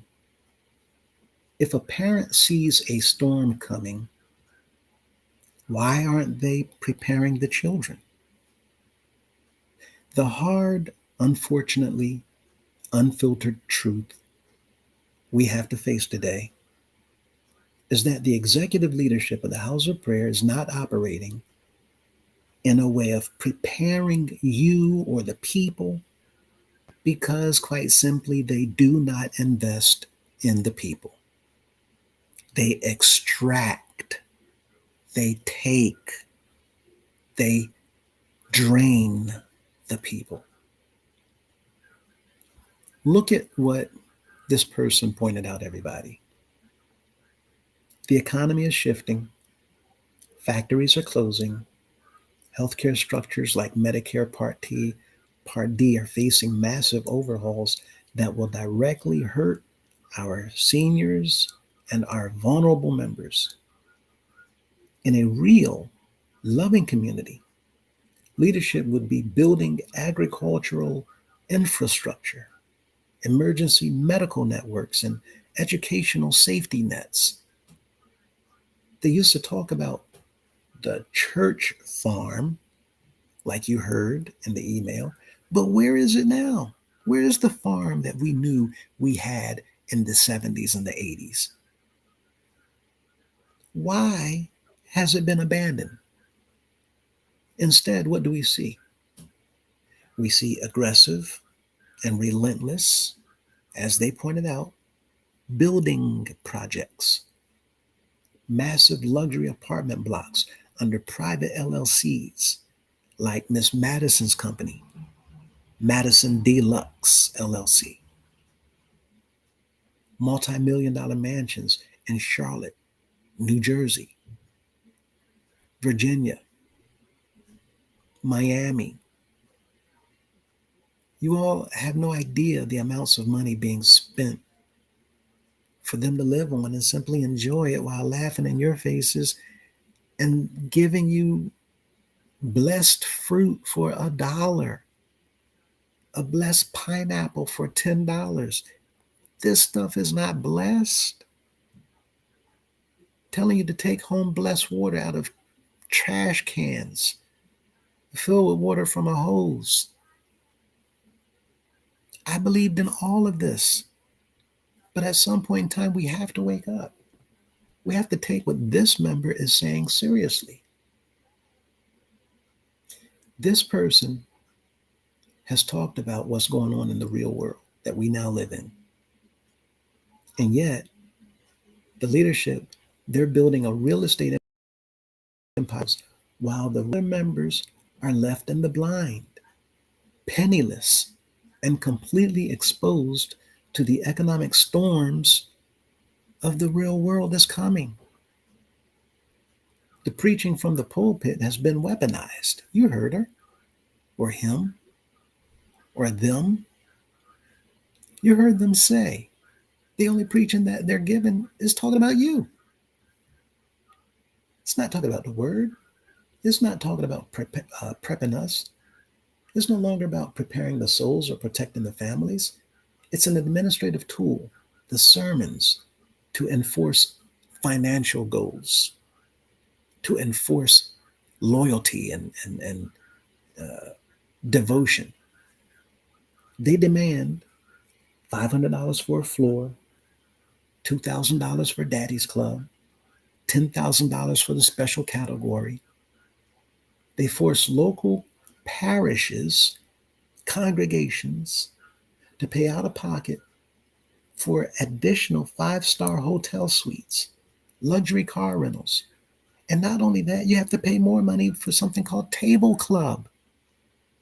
This is to pay for the bishop's food while he's in town. What the heck? The people got to pay for that too? They got to pay for the catering. They got to pay for the touring entourage that goes with him. While the local buildings are left to decay and mold and rodents and insects. We got houses of prayers with cracks in the ceiling, cracks in the wall. It shows that the foundation itself is unstable. I know of a house of prayer where it's infested with termites, and the individual that inspected the property said that if they don't do something soon, the building can possibly fall. They gave this information. People are not aware of just how bad the conditions are.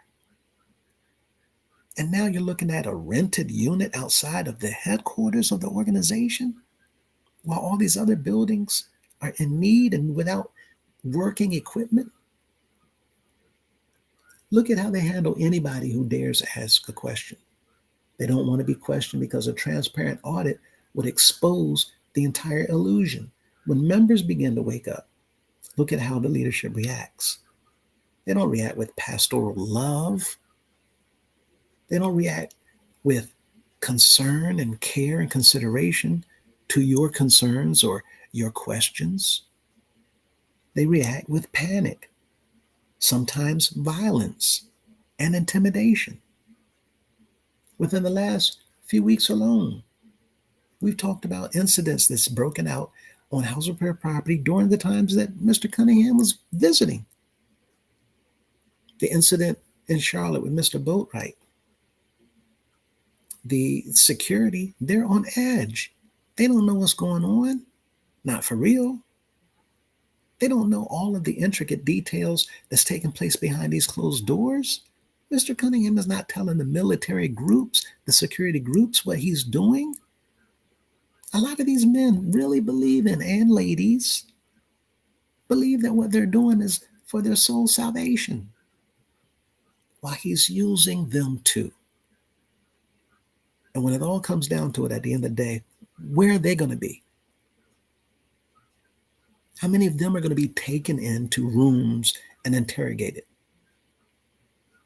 because of your placing a bag full of money or walking people out with bags full of money? You're just doing your job is not going to be sufficient for the individuals that's going to be asking you questions.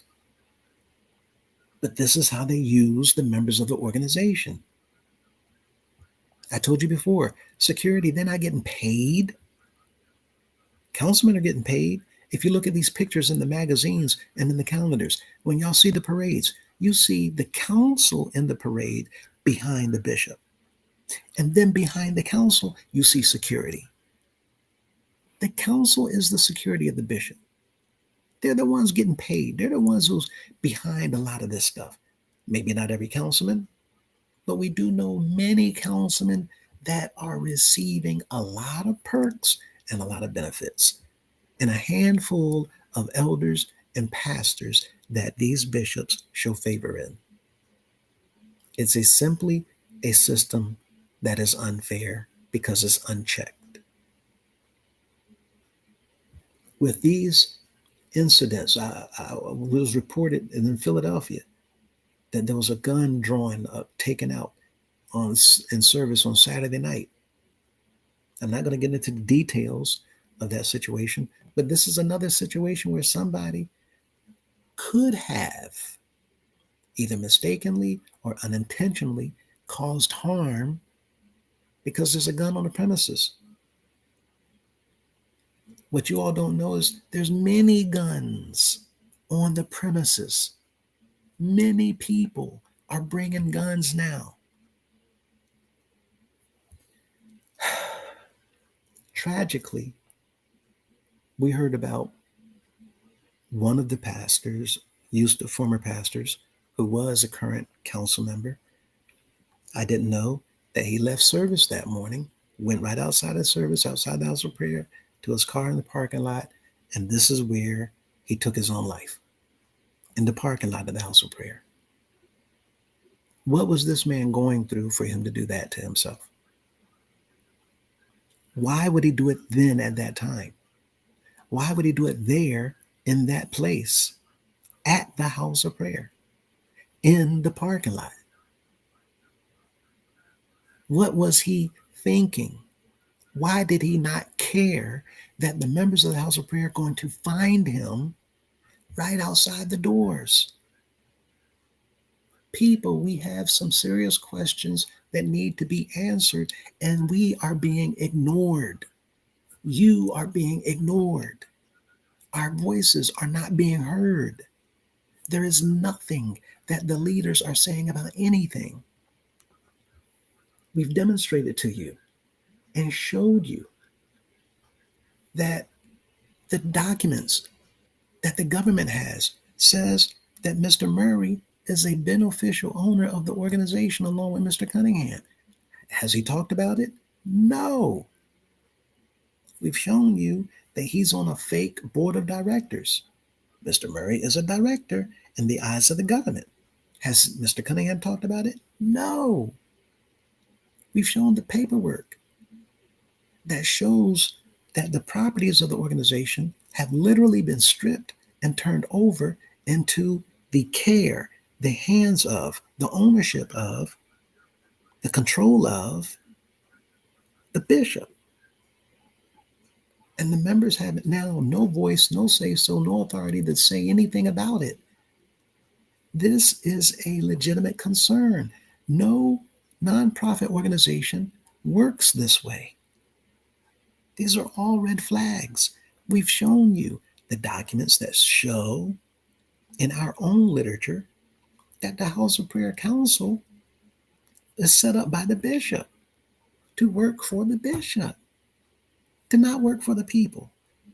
And whatever they do serves the bishop. And this is why we also showed you a resolution that the General Council signed to tell anybody in any government position that the bishop has the authority to do whatever he wants, whenever he wants, however he wants, with any of the property of the entire organization, says we, the General Council, who's representing and speaking on behalf of the members of this entire organization. These are fraudulent documents. The people didn't give that authority to these men. The paperwork shows, the laws of the House of Prayer show that they are working for the bishops.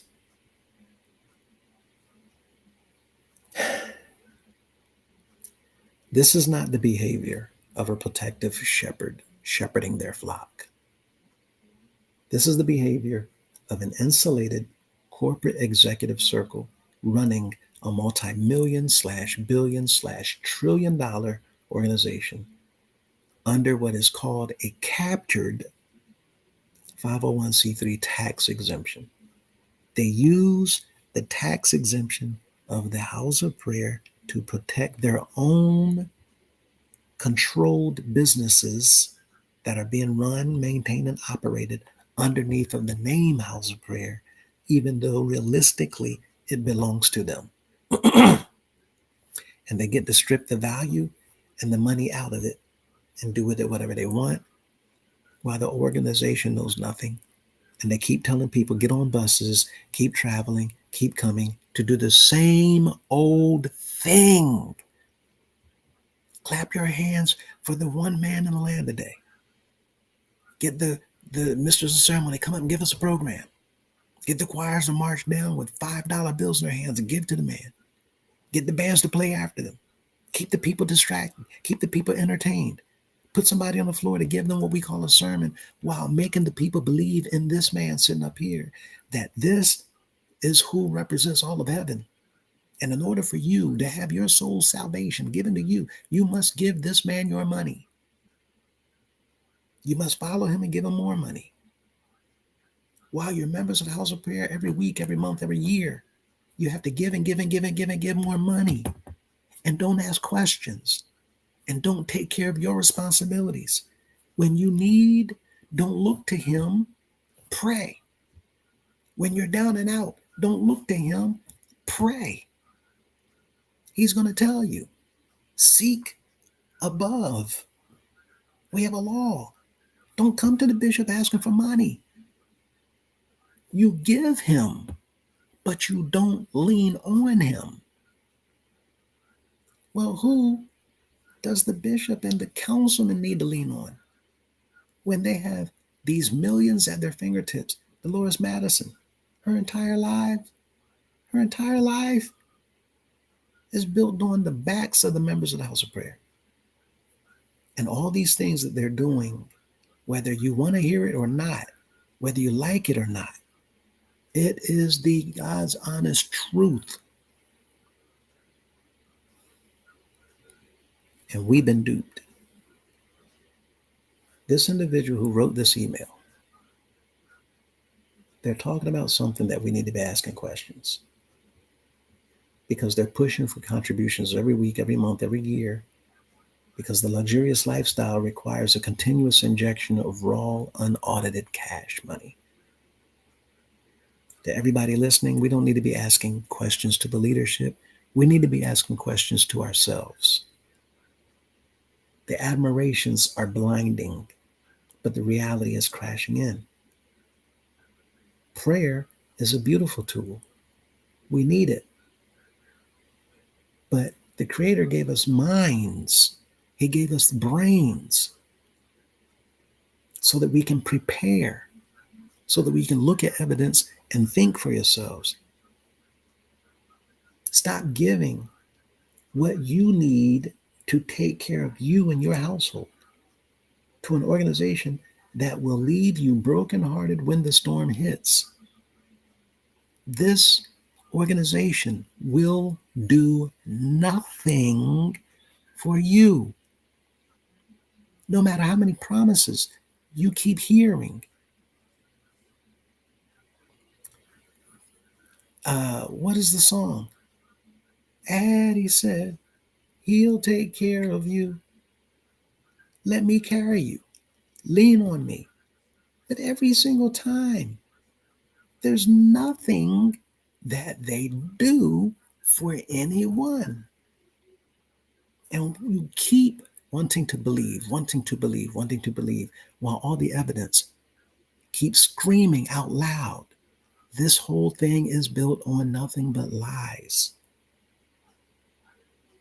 It's time to protect your own households while trusting in our Heavenly Father.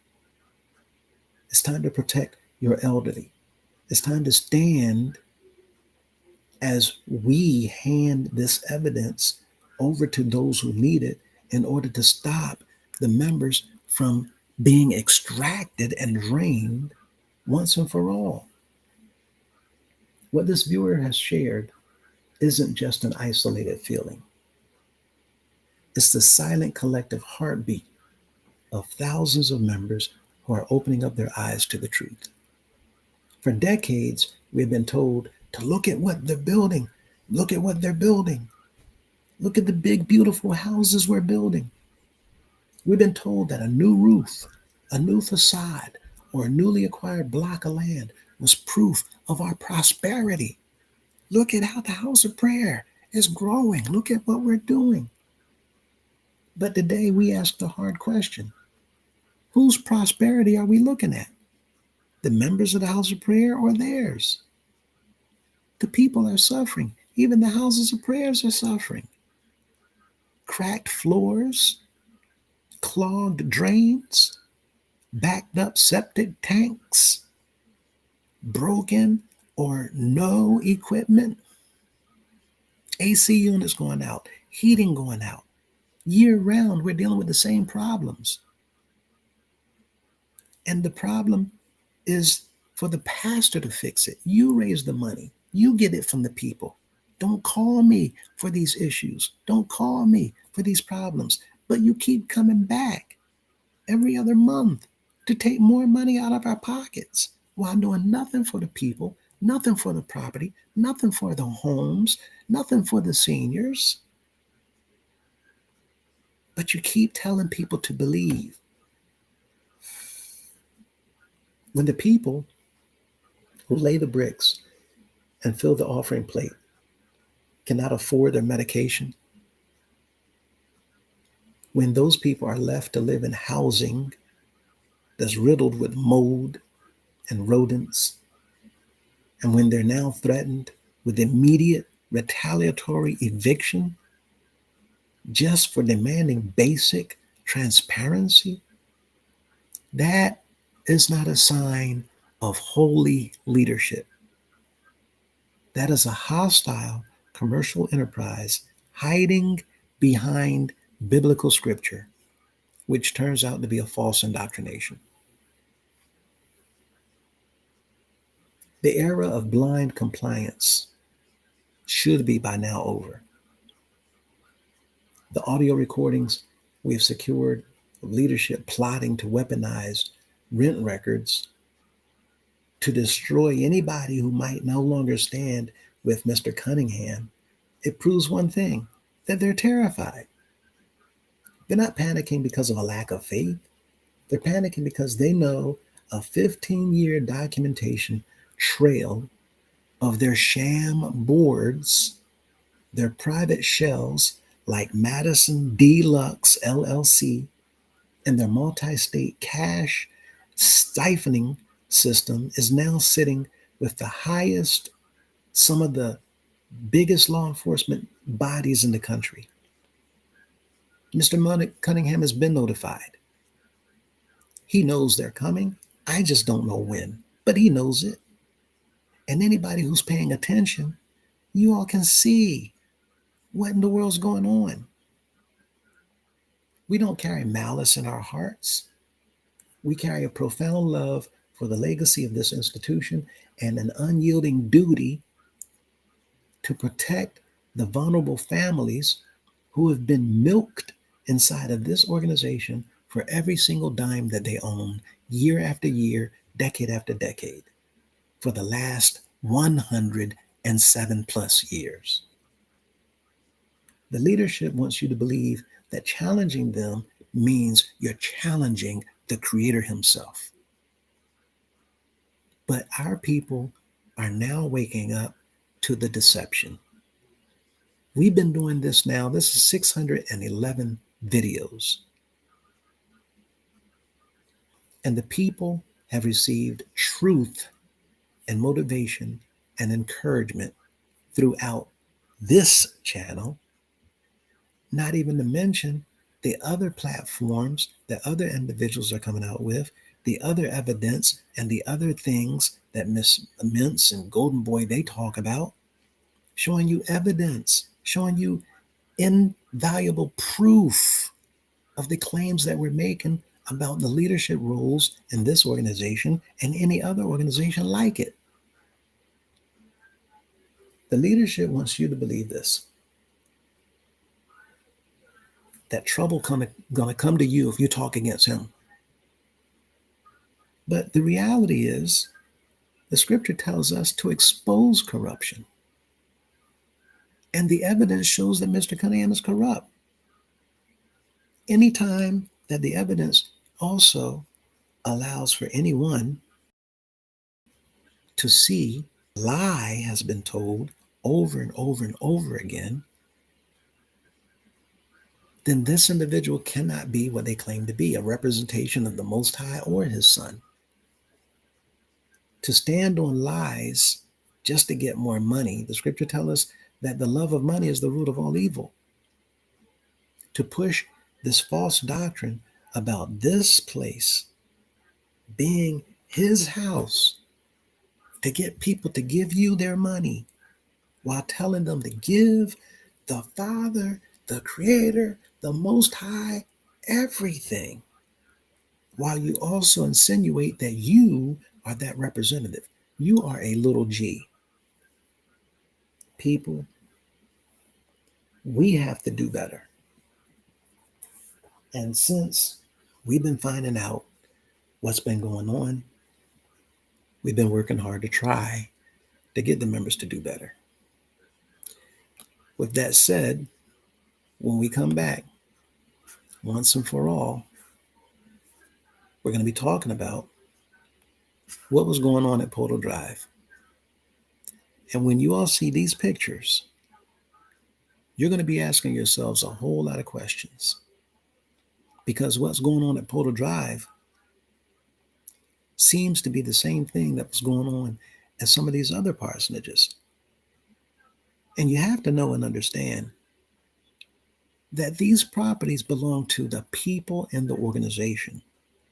And when you have a man who's in that position taking control of the things in this organization of value and shipping it, storing it up in boxes to take because it is mine, mine, mine. This is not theirs. I bought this with my money. This is my property. This is this, that's, that, and the other. But there's no evidence to support any claim being made. People, I'm telling you, we need to wake up. And for those of you who don't, then stand by while we continue doing what we're doing. And as soon as we have the news that we're looking for, as soon as this one last thing is done, then everybody will be able to sit back and watch.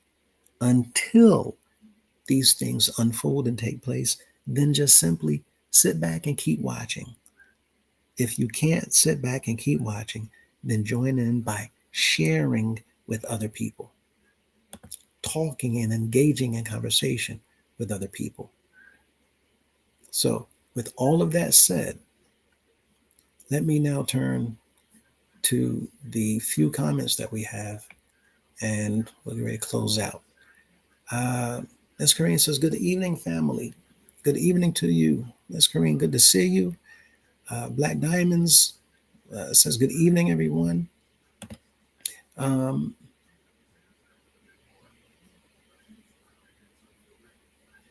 Here we are. Black Diamond says, good evening, everyone. Good evening. Good to see you as well. Love your enemies. Also, peace, everyone. Peace to you. Good to see you as well. Black Diamond says, because you are the only one addressing the situation. And I think they're saying that because of the comment that Mr. Cunningham has been making regarding, I heard it through the Truth Vine while giving the impression that myself or Golden Boy and Miss Mintz or some of the other committee members or some of the other members talking to you all, I think he's saying that because he knows, just like the council, that we are speaking a lot of truth pertaining to a lot of these concerns that we've been exposing. So I think you're right, I think you're absolutely right, Black Diamonds. The Lives of Him and Her says, welcome everyone. Thank you for joining the fellowship this evening. Please subscribe, thumbs up, and set notifications bell to support the channel. Email address, we stand for right 2024 at gmail.com. Thank you again, The Lives of Him and Her. We appreciate you as always. Time Wasted says hello to everyone. Hello to you, Time Wasted. Good seeing you also. And Peace Abide says, good evening, everyone. Good evening to you. Good to see you again as well. I am the PRO says, hey.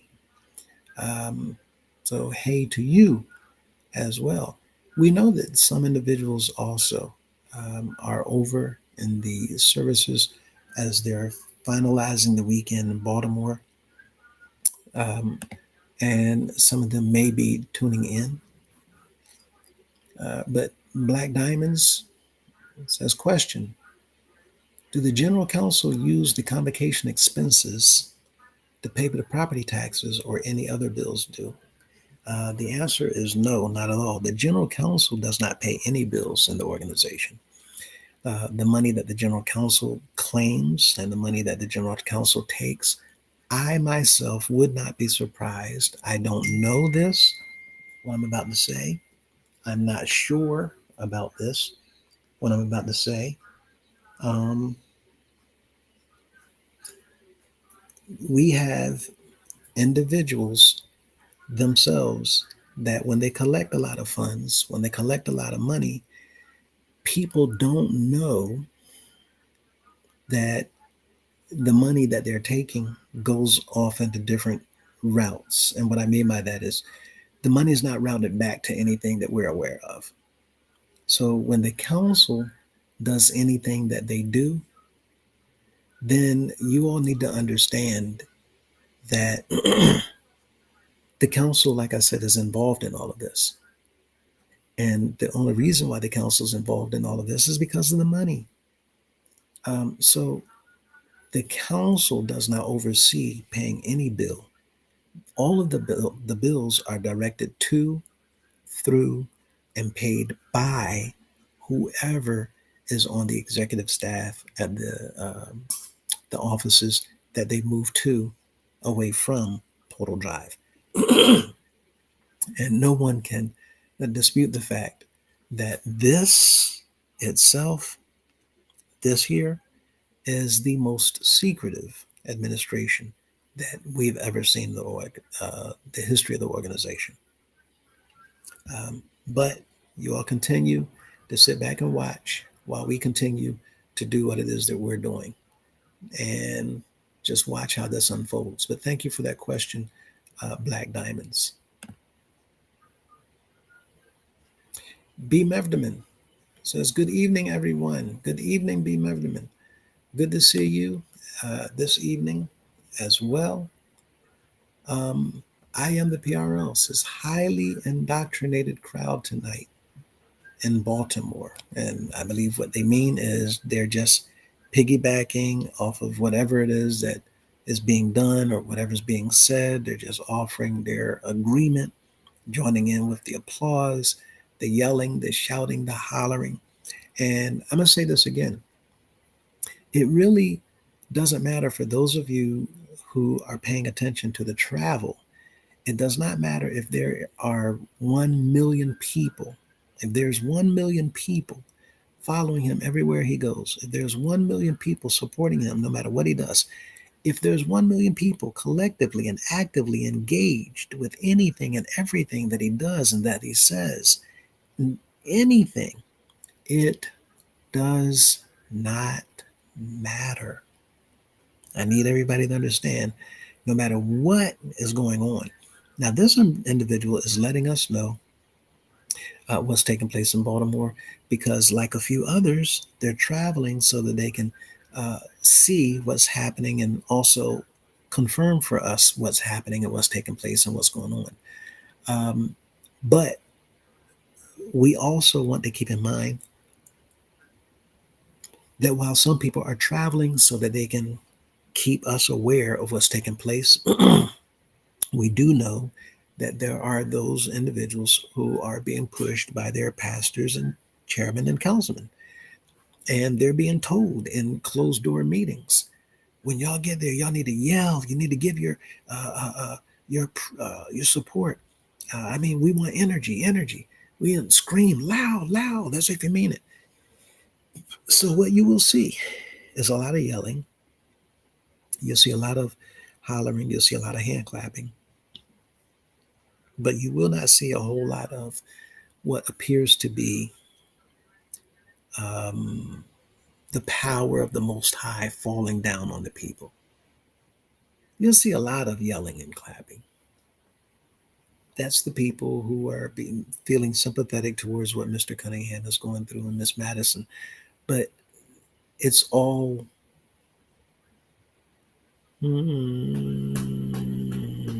makeshift. And by that, I mean it's empty. It's people saying we need to support the bishop. And this is why there was a video that went around last week outside. People are singing, God is able. Because people are feeling some type of way about all this information that's coming out. And they're not liking it at all. And people have an absolute feeling of what's coming. Trouble is coming, but it's not the type of trouble that Mr. Cunningham wants you all to believe it is. It's another type of trouble. So we will see. And when that trouble comes, it's not going to be trouble for everyone. It'll be trouble for some. And it will be liberating for others. But thank you. I am the PRO. Ms. Green says it sounds like he's saying that's a combined total of the 100 people. Yes, it does sound like that's what he's saying. Talking about Brandon Foster, saying that $500,000 is owed by 100 people. But again, you all need to look at that. Last year, 3.7 million. This year, 500,000. And 100 people got so far behind that they owe $500,000.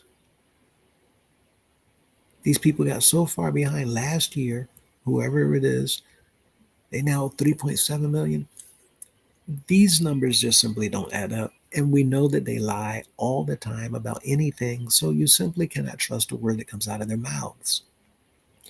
For the members, I'm going to say this again, to ignore what's being said from the front. You simply cannot put trust in it. You cannot trust that to be the truth.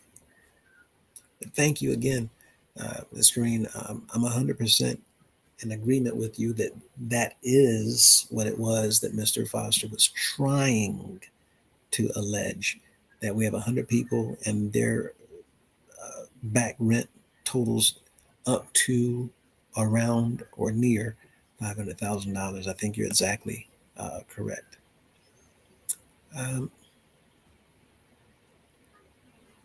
Zalika. Hello, Zalika. Good to see you. Abundant peace and blessings. Absolutely. Thank you so much. Abundant peace and blessings to you and yours as well. We're always glad to see you as well as everyone else pop up and join in and show your participation, your presence. We're grateful for you. B. Mevderman says, we don't care about that list. And then they go into a little bit more detail, and we don't care about the list they keep. In other words, we're not thinking about no list that Mr. Brandon Foster is saying that we got on y'all and we're going to turn this list over to the general counsel. In other words, people are fed up. And they're saying, I don't care about no general counsel. I don't care about no list. Give my name to the general counsel. Again, these are the same tactics that they used last year. And for those of you who remember, last year they put people's names in the microphone who was simply online. They were online. Their only crime is they used the internet. And these are people who are helping other people. And while they were helping people, they used the internet to help people. So the leadership of the House of Prayer says, wait, whoa, whoa, whoa. You can't do that. You can't help people. You can't go online. We told you stay off of social media. And they fined these people $1,000 each. 20 some people, nearly 30 people, I think. And they came back. And when we began talking about this, they reduced that fine to $100. It does not matter how much. $1 is null and void. They don't have the authority to fine you. They don't have the authority to penalize you. They don't have the authority to do anything, which is why they're fighting so hard to keep this stuff from coming forward.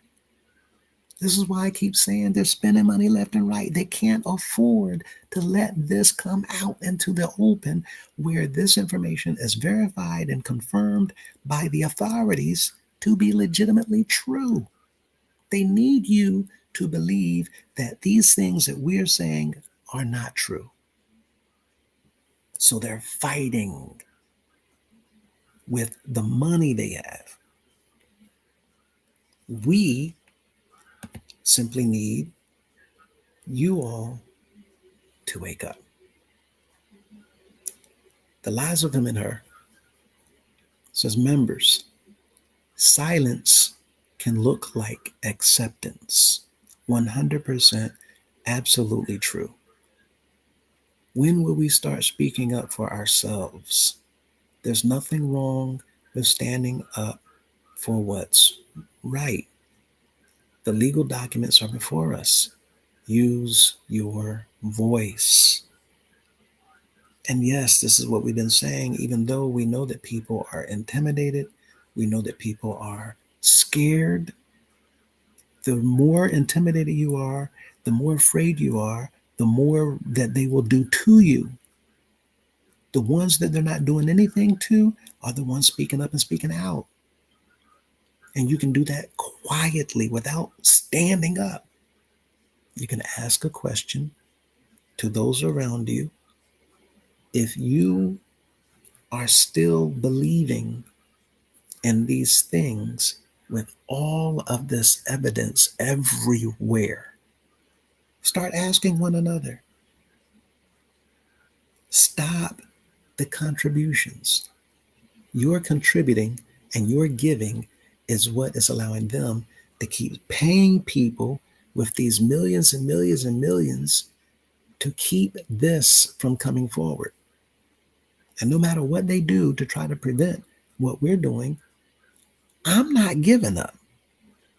There's people who have joined in this fight and have committed themselves to saying the same thing. They are not giving up.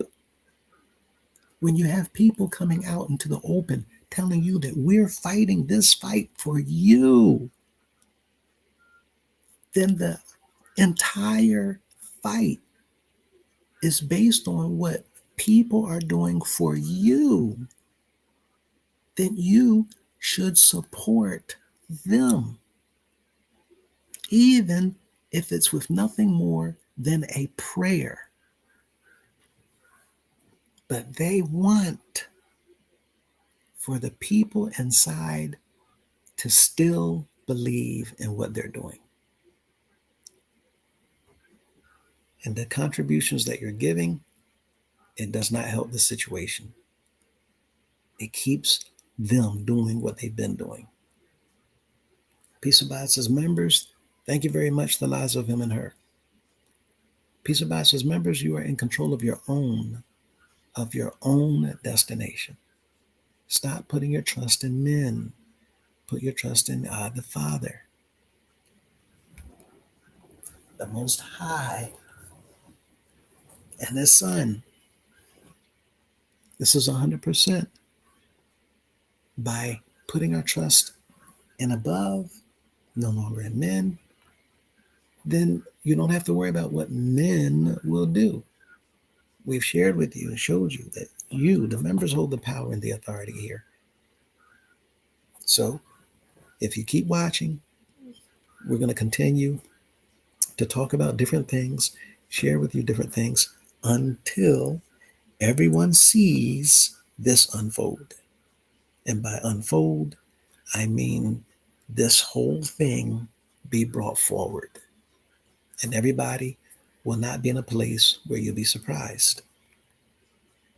Thank you, Miss Peace Abide. Miss Karina says, that's what get to do with your money. And I think Miss Karina is talking about that slogan, we get to do this. Mr. Cunningham saying, yeah, we're taking your money and we got to pay these taxes off that y'all know nothing about. We all thought that's the whole thing in House of Prayer is just bringing in. And I'm showing you, Miss Mints and Golden Boy showing you that money is going out that you know nothing about. Money is going out that none of us knew anything about. Going out towards things that none of us knew anything about. And now we're seeing it. But he wants you to believe that you heard it through the grapevine while he's giving information through the truth vine. And every time he gets up and opens up his mouth, we're hearing more and more lies come out. And the most disgusting part is he's lying on the scripture, and he's lying on the creator, and he's lying on the savior, while trying to deceive people who are lining up to be deceived, because you want to believe that this whole time you haven't been tricked. It does not feel good to know that you've been lied to. I get it. I could not stand it, but I had to accept the truth for what it was. And this is why we're saying you all need to see what lies right in front of you. The truth. It is the truth that will make us free. I am the PRO. Said, and thank you so much, Ms. Green. We appreciate you, and absolutely. I am the PRO says, Cunningham said that he gave Sister Hal a handkerchief while she was sick. And when she died, she was still holding it because his power was in it.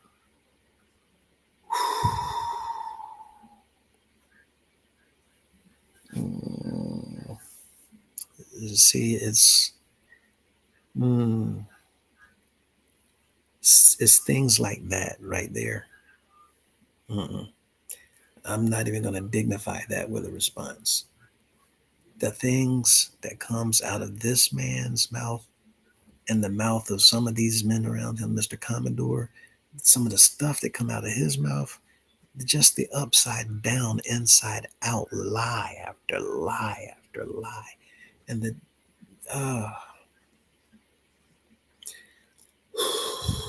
people. CJ Nelly Smooth, and thank you for letting us know that, PRO. I am the PRO. CJ Nelly Smooth. Hey, brother. Hey there. Glad to have you with us tonight. Glad you can join us. Good to see you. Peace Abide says,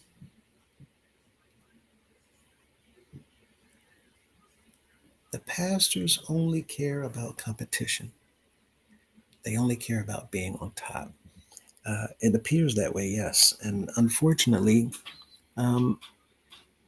there are still a few pastors who don't know how they're being used and that they too are being manipulated. But because the pastors have been a part of doing what they do, because the pastors have been a part of taking from the people and setting the people up, because the pastors have been a part of it, they have put themselves in a position where we can't ignore the fact that they're involved. So with that in mind, it's concerning that the pastors are still doing voluntarily what they're doing, but I think the pastors feel like they're stuck and they have to do, or else they know they'll be pulled, sat down, or whatever. But at this point, the pastors, you can't really care about a title, you can't care about a position, because the whole thing is coming down anyway, and you have to see it. And some pastors, instead of crying at home, crying and calling family members because you don't have nobody, and the house is not half empty, it's nearly empty. You got many congregations around the organization now.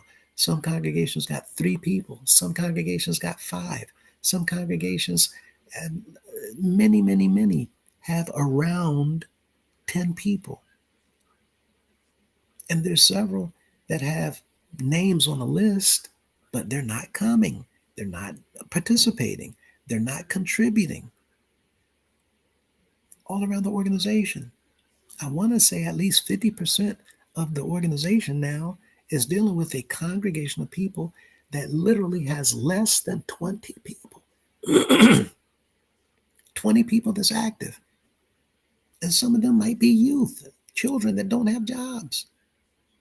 So the members left and right are feeling this pinch.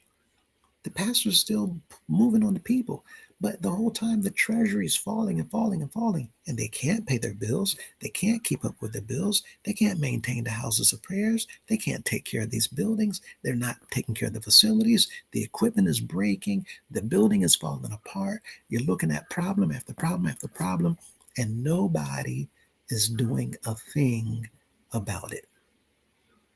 The maintenance program is an absolute joke. There is no maintenance anymore. So when you look at these houses of prayers around the organization, around the country, you can see just stand on the outside problems, let alone going on the inside, but just problems. But anyway, thank you, Peace Abide. We appreciate you. And yes, 100%. Miss Karine says Medicare Part D at $119 per month is for drug supplement. Medicare A and B, $321 a month. Supplement Part G insurance supplement, $150. All these are paid per month, plus deductibles for drugs until it's paid off. I think Ms. Karine's point here, in fact, let me continue, because she continues, those figures are what I pay every month for medical insurance. Shake my head. It is ridiculous. Now, she said $119 plus $321. That's $440 right there. Plus $150. That's $550 a month. $550.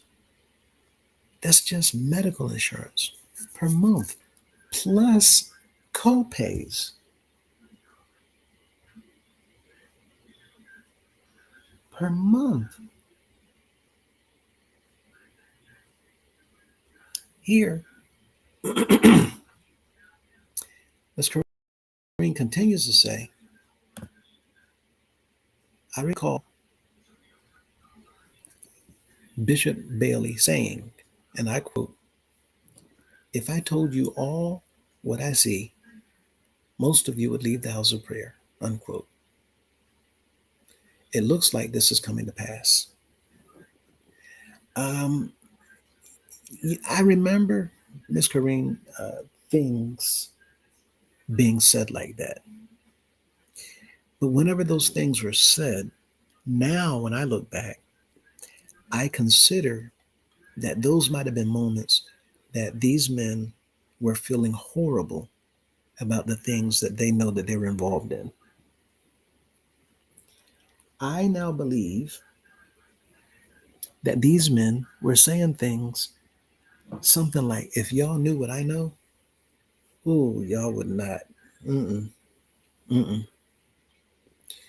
Because I think also that even the bishops were not always aware of everything that was going on when they got into the position that they were in. I wholeheartedly believe that some of the bishops may have been upset, aggravated, or even frustrated by learning that there's some decisions that they themselves can't make. Some decisions are being made by other people. And unfortunately, these other people involve Miss Madison. And I think that, as this was said by Mr. Bailey, that it was along these lines. When individuals say, as far as prophecies that were spoken, I don't know, throughout the scripture, many men who were not living accordingly were given a prophecy. They spoke, said something that was coming, but it's not because of the lifestyle they were living that the Creator gave them something as a prophecy. So when I look at the things that these men have said now, I see that, we are seeing a lot of the things that they themselves could not or did not reveal. But there's a lot to this. Yes, ma'am. I completely agree that we should be looking at some of these things, and they should be concerning.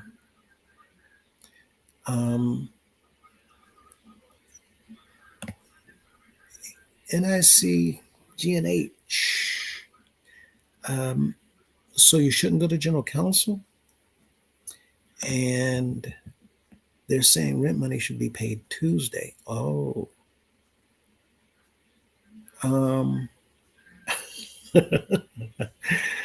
okay. So yes, I'm saying for those persons whose name comes up on a list, that they 100% should not go to the general counsel. And I didn't want to make this video about that, but yeah, they shouldn't go. It's like me telling you, if I tell you I have your name on a list and you need to come to see me about your rent, how many of y'all people are going to come and see me about your rent? None of you. Why? Because you know that I got nothing to do with your rent. The general counsel don't have nothing to do with people's rent. And I'm going to stop there. But I need you all to think about what I just said. The general counsel has nothing whatsoever to do with your rent. But if you think about what I just said, you would understand a whole lot more that I'm not saying. But let us remember who the general counsel works for. The general counsel works for the bishop. The general counsel is carrying out Mr. Cunningham's orders. Brandon is getting up there and making an announcement that came from Mr. Cunningham's mouth. But the people don't see Mr. Cunningham saying it. They see Brandon. They don't hear Brandon saying, I'm going to send you to Mr. Cunningham. They hear Brandon saying, I'm going to send y'all to the general counsel. This is how the bishops have worked. They put orders in the hands of some of their right-armed men, the ones who they've involved in the corruption, who's stealing from you, who's lying to your faces, who's right there beside the bishop, getting favors from the bishop, who is living in a position of benefit that you don't know anything about. They use them to stand up in front of the congregations and say all kinds of things. This is why you heard from Mr. Murray saying, know your role. There's only one leader in here, and everybody else is followers. But you don't hear him saying that no more because Mr. Murray, we have exposed to have been a part of this entire system of corruption. Now we're talking about Mr. Foster. Brandon Foster is a part of the corruption.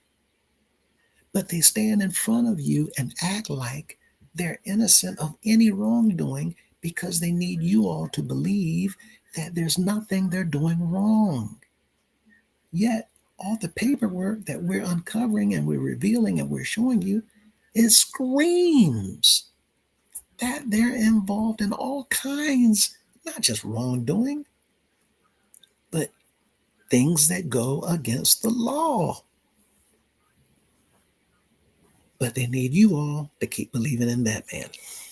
So he'll get them to say things to you while using them to lift him up so that by the time he comes through the door, everybody's yelling and screaming, glad to see you. And then he get up on the platform, he don't say anything except making up stuff to try to get you to continue believing in him. Why he does not answer anybody's questions. He's not meeting with any of the members. There's nothing set up for the people to say anything, to ask about anything, to speak your piece, nothing at all. So I've said the people simply need to even stop trying. It's time to just listen. We're done. Next chapter. Let's clear house, and let's do this the right way, starting all over again, using the law so that we can implement a board and then go from there. Now we have the law on our side. Right now, the law is not on our side as an organization. Right now, the leaders know that they're getting themselves set up to be put in a pinch, and they don't have a choice but to lie to everybody and to take everything that they can take and to do what they can to cover it up and to try to cover their back tracks and keep you all looking forward and keep you distracted while they do what they're doing right there in front of your face and talking to you in front of the organization from the floor while the other men, the other lackeys sit up on the platform, crossing their legs, looking out into the audience, wondering who is looking at them, knowing that they're a thief. Since all this information's come out, that entire general council up in the front is filing paperwork for the bishops to take everything they can from the organization, and you all sitting out there in the audience. And now you know. And they're looking at you like a bunch of dum-dums because y'all the ones in a financial bind while they're the ones sitting back living pretty.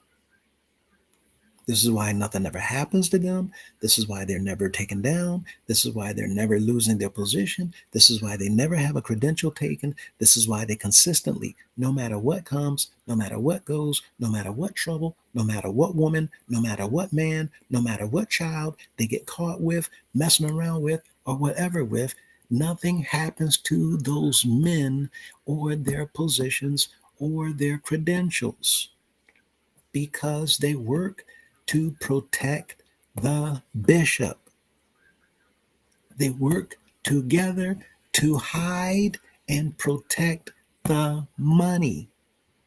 They work together to keep you all from doing anything about it. They work hand in hand to deceive the members, to deceive the public, and to deceive the government. This is your general council, who don't have a choice but to put on song and dance, to wear black suits and white gloves and march down the aisle and sing accolades to the bishop that they serve to continue to get you all to believe in him while they honor him and praise him and exalt him and lift him up in front of you all's eyes to make it look like they are subject to and they are exalting the one that they believe everything that they have comes through him, including life itself. So they give you the impression that you are to thank him for your life. You ought to thank him for your health. You ought to thank him for your strength. When he does nothing whatsoever for you or anybody else. You can't even get a bowl of rice. He doesn't approve of a bologna sandwich.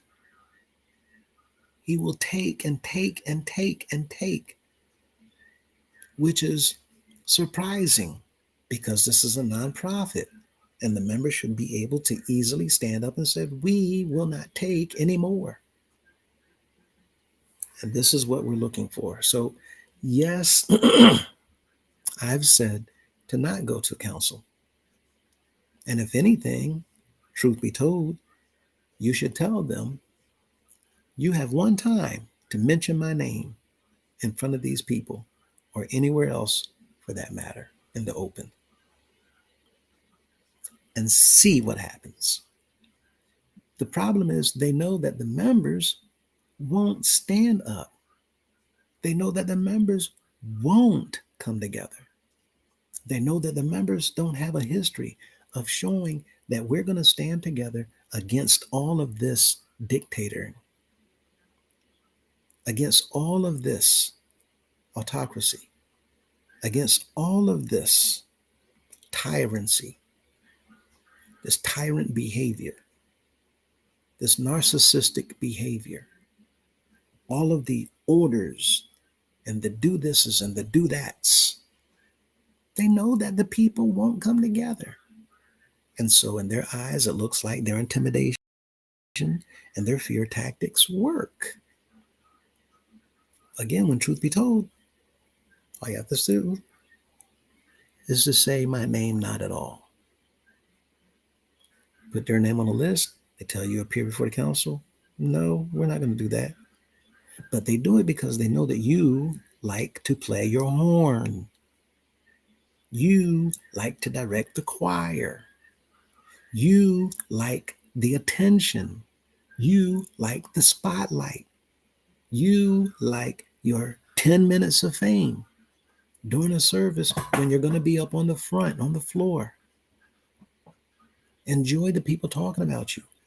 Enjoy the people talking about the song you played or the song that you sung. You are being used more than anybody else in here because through your entertaining the people, you distract the people away from what's really going on in here. And so because of your desire to be over others, to be seen by others, and because of their threat by you, because you have influence, they're threatening to take your title and your position. Anytime you're facing anybody who's threatening you, you don't want to follow up by doing whatever they say. You want to stand up and boldly say, I tell you what, since you threatened to do X, Y, Z, I'm going to go ahead and take your next course of action as if you mean me harm. You just told me that you intend to do something to me. I'm not going to sit back and wait for you to do it. I'm going to take your next course of action as if you are going to harm me. And I'm going to do something in order to protect myself from you who don't have any authority or any place to do what you're about to do to me. But they know they're dealing with people who won't stand for themselves. So they're taking advantage of the weak. And for those of you who are bold enough, if you reach out to us, then we can tell you a whole lot more what you can do to almost guarantee yourselves that they absolutely will not touch you or yours. But they know that they've driven a wedge between the members in this organization. They're doing everything they can to turn the people against one another. And by turning the people against one another, then it causes other people to question whether or not I should say anything, because I don't want my family to turn on me. I don't want people to not like me. I don't want people to start talking and whispering about me. I don't want to be thrown out of the online groups. I don't want the band to no longer have me on the band or the choir. I don't want the members looking at me and talking about me the way they're talking about Lewis or other people out there. The point is, they know that you don't want that. And until you no longer care about being talked about, until you no longer care about people turning their back on you, until you no longer care about people no longer wanting to converse with you or having you involved in their groups or whatever, as long as you care about those things, they're going to use those things against you. When wrong is being done to hurt and harm everybody, then somebody has to stand up to no longer allow the wrong. And if everybody sits there and allow them to do wrong, then everybody in here is going to be hurt by it, which is why all of us have been hurt by the bishops and the general council and the executive staff and anybody in the apartment management rental office.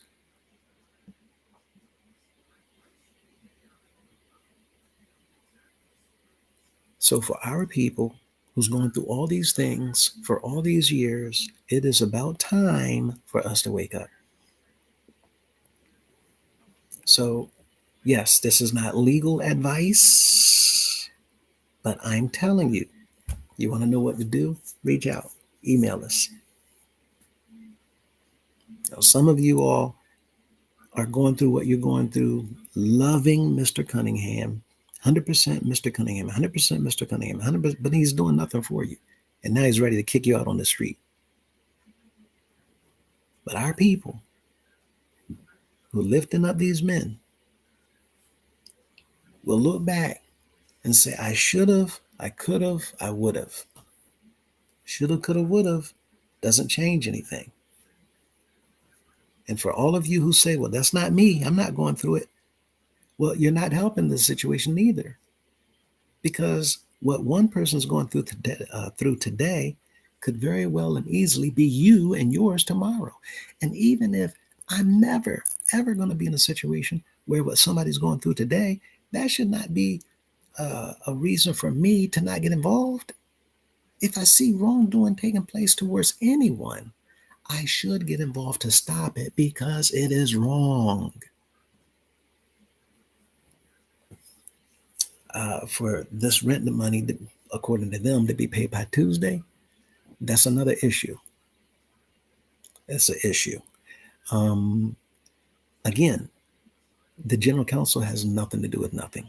The general counsel does not have the authority to say what they say or to do what they do. They don't have any of that. So without me going into a bunch of details, you can reach out anyone to our email address, and I can talk to you directly. But first and foremost, you don't need to be seeing a general counsel. Secondly, you don't need to be answering to the general counsel. Thirdly, the general counsel knows this. Fourthly, Mr. Cunningham knows this. And I would say a bunch of other things, but I don't want to give out too much. They're lying, and they want you to believe the lie. If it were me, I would be daring people to do things. But I'm not in that situation.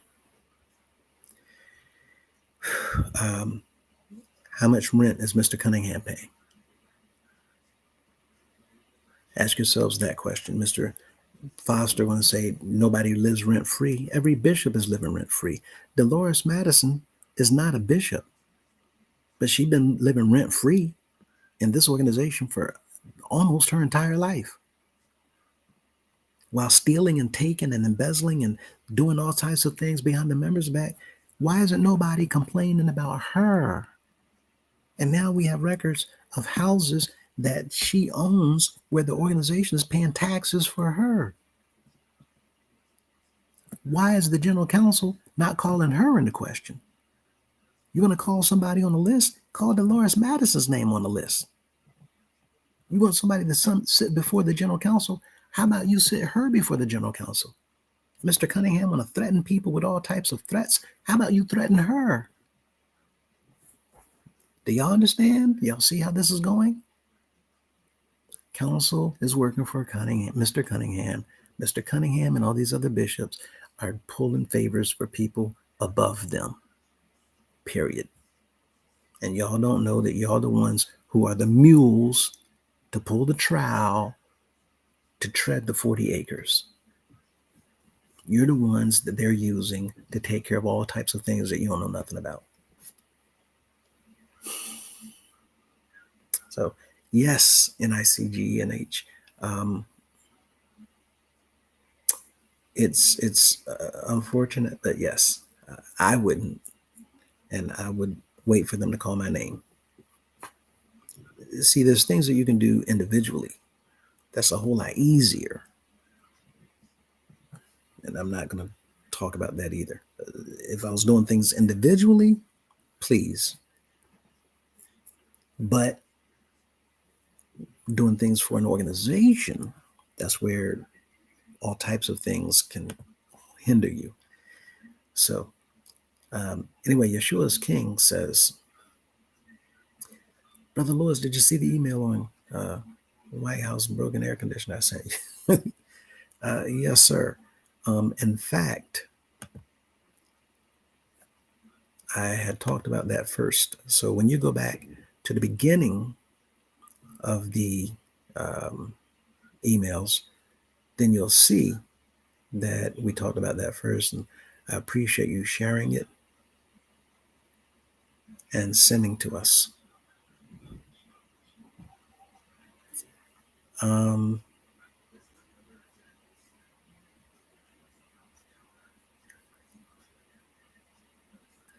looking at this list of comments on the side.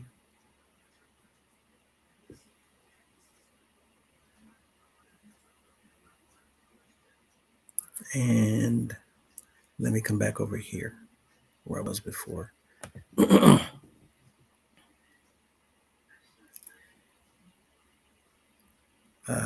it looks like the same comments are being addressed. So I am the PRO says the rent is not that high.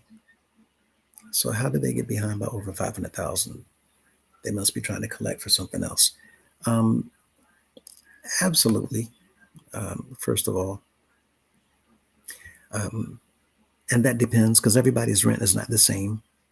Some people's rent is higher than others. Some people's rent is literally over $1,000 that the members of the organization don't know about. Some people's rent is $2,000 that the members of the House of Prayer don't know about. We've been tricked into believing that everybody's paying $300 a month, $300 a month. It's simply not the case at all.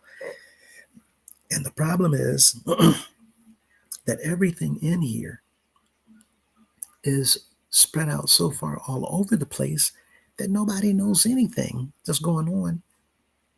And just like these documents, there's nothing that's easily tracked because it's literally all over the place. It's whatever the bishop says, whatever ad say, whatever ad say, whatever ad say. And so they dug themselves into a hole is the problem. And now what we see is they don't know how to fix it. So this whole rent issue is them trying to extract more money from the people because people obviously all around the House of Prayer are not giving like they used to give. And so they're running into financial issues when it comes to cash on hand. So is the House of Prayer in a financial bind? I really don't think so. I doubt it very seriously. If the House of Prayer is in a financial bind, then where did $26 million come from to purchase the Washington apartments? Where did the $112 million come from to purchase the other property where they're building condominiums? Where's all this money coming to build all these building projects, people? We are looking at the wrong things and asking the wrong questions to each other. So I keep saying, instead of panicking and getting frustrated and getting angry, we should be rejoicing over all this information coming out so that we understand what's going on and the fact that it's no longer hidden. This is when things begin to happen. Well, it's been a long time. It's been a long time. It's been a long time. It's only been a few months. So without going into any extensive detail, it's been a few months' time. And look at what has already happened. So from there, let's get back to the comments. Um, thank you. I am the PRO. Um, the rent is not that high for some, but yes, I cannot imagine 100 people on $500,000. I think this is just a made up number, just like everything else. I think H Street being on top of the organization was fraudulent. It's nothing but a lie. H Street beating every house of prayer in the organization, either that was a lie, or if H Street beat every house of prayer in the organization other than 6 and Elm Street, it goes to show you that the other houses in the organization, they're no longer giving the money like they used to. So either way, it shows that what we're saying on the channel, either the bishop has been lying to the members in this organization, or the people are no longer giving money like that because they're tired of the lies. It's either one or the other. The announcement went out that H Street even beat 6 and Elm Street in Love Gift. The announcement went out earlier this year that they beat 6 and Elm Street in G Class. You have to know, people, that these bishops, including Mr. Cunningham, he's lied the most. And he's still lying. And he's doing nothing whatsoever to show or verify anything to the members, because he expects the members to do nothing except keep believing the lie after another lie, after another lie, after another lie. So, Slick Anubis. Hey, man, it's good to see you. He says he's going down like Eddie Long. Yeah, it's pretty bad. But it's the beauty in all of this is that it's coming to an end. It may not be unfolding the way that people think and what people thought, even as I did. I never, as I said last time, I never knew, never would have imagined that we'd be here this long doing this. I never would have imagined that. But yeah, here we are. And you know what I say? So what? So what? We have information coming out that's never come out before. We're finding out things that we never found out before. We're seeing things that we never seen before. And as a result of all these things, the leadership is panicking. They're terrified. They're running scared to death because they know what's coming. And the fact of the matter is, so do the members of the House of Prayer. They know what's coming. They know what's coming. So yeah, Mr. Long had a nice ride for a long time, but eventually it caught up with him. And what Mr. Long went through ain't got nothing on what's coming for the leadership in here. Nothing. So it's taking a little bit longer than I thought. But y'all just sit here. If you can't control it, if you can't change it, if you can't fix it, then sit back and observe. Thanks, Slick. I appreciate you, boss. The Gemini Music Show says, love, joy, peace, happiness, and perseverance to all the family. Hello to you. Good to see you. Glad you can make it.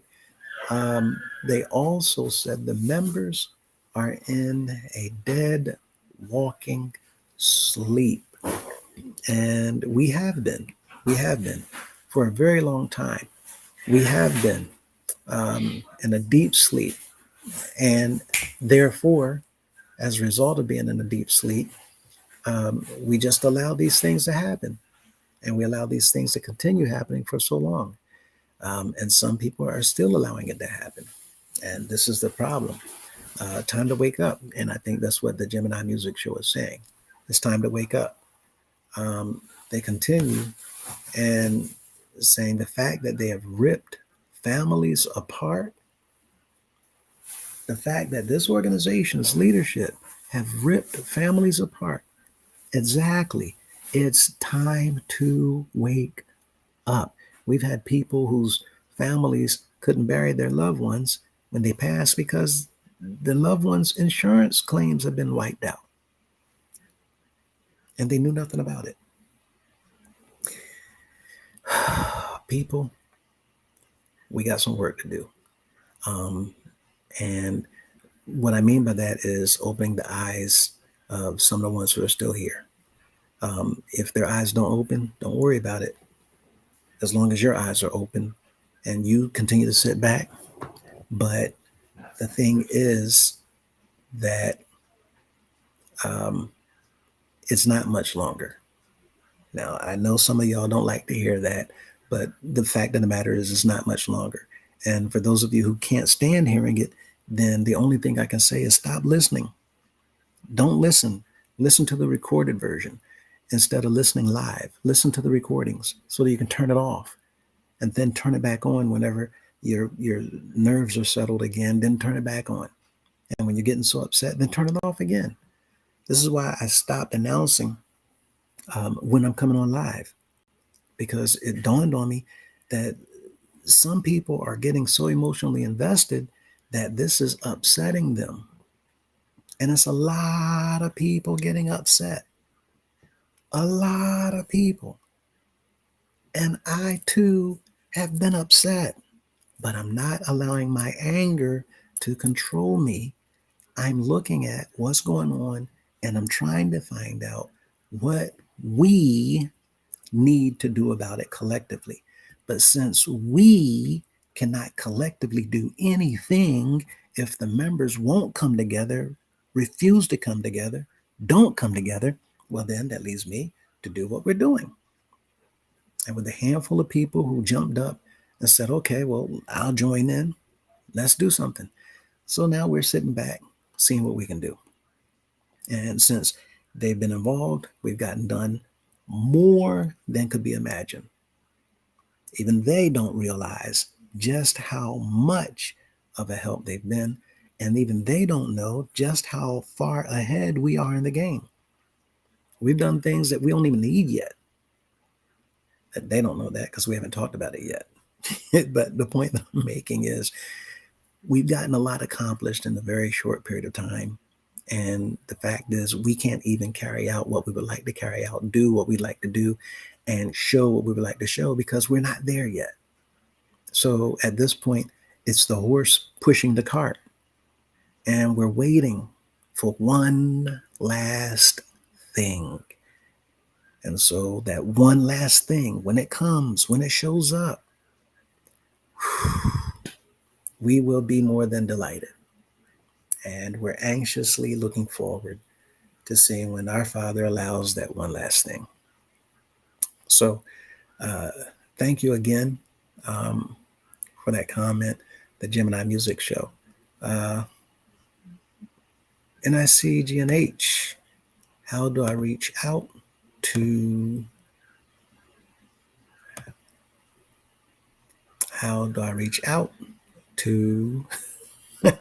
you will notice I was about to share the email address again, but you'll notice looking through the comments that we have individuals that post the email address up online, and you'll see the couple comments down that they did the same thing, the lives with him and her. I'm going to read it in just a moment.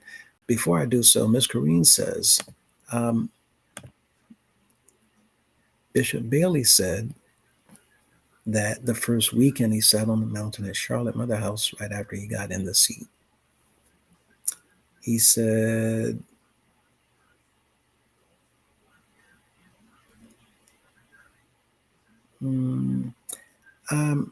Ms. Corrine, I went back. Let us know what you're talking about when you say he said that the first weekend he sat on the mountain in Charlotte. What is it that you're talking about that he said? Let us know, please. The lives of him and her.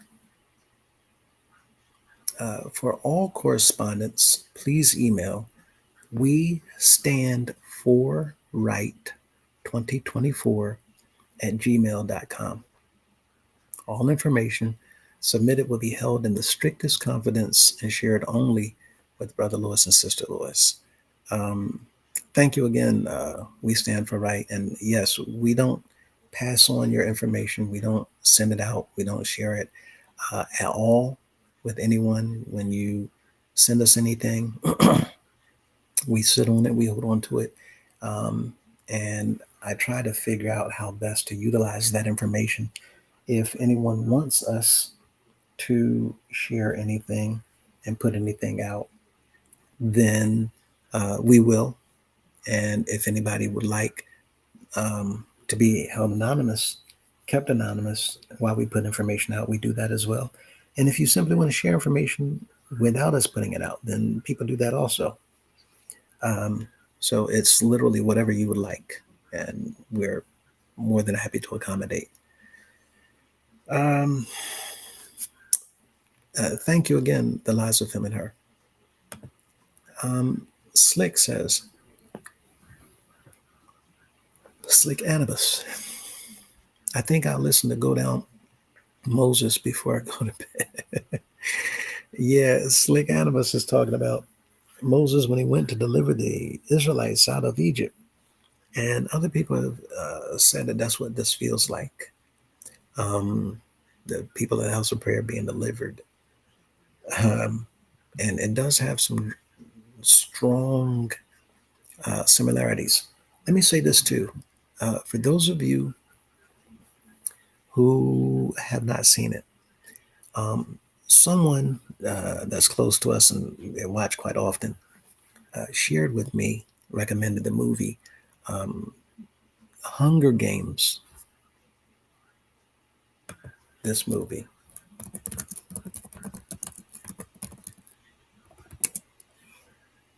And when they recommended it,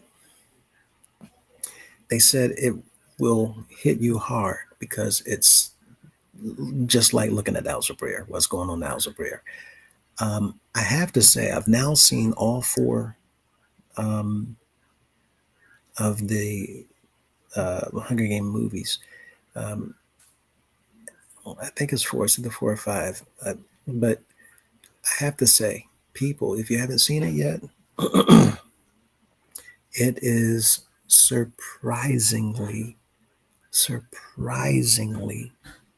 dead on, accurately describing what the members here, and I'm sure some of you in other organizations and institutions will agree, reminds you of what you're dealing with when it comes to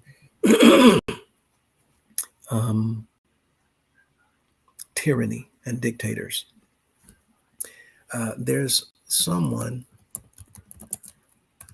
in the Hunger Games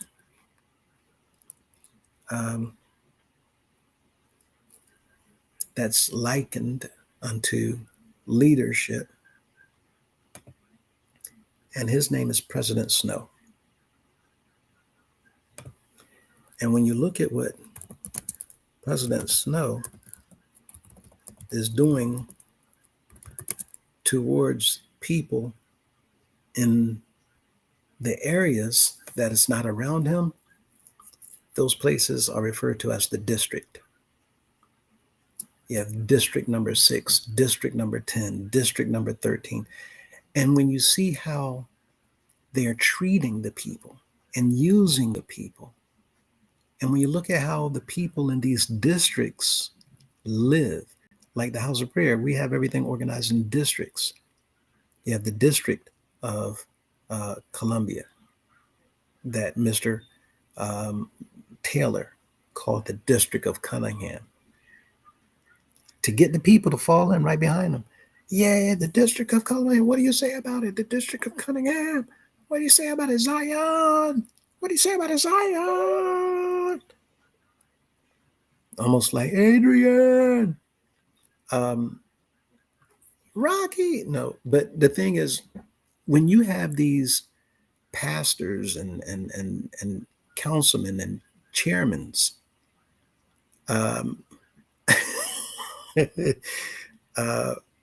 and they all these slogans that they come up with to get you to fall in line, you have to understand that they're only using you.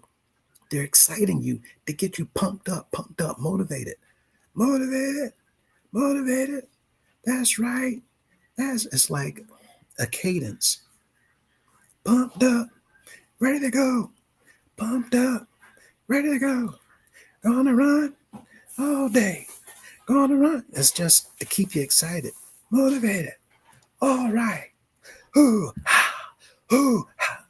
And it gets you so pumped, you just want to run and run and run and run. Mama, mama, can't you see? Mama, mama, can't. It just keeps you right there. So when Mr. Commodore calls the state of Pennsylvania the state of Cunningham, or Baltimore talking about one mind, one whatever, people, they're using you. And so we talking about the district. President Snow, that's the leader. The districts, you have District 13.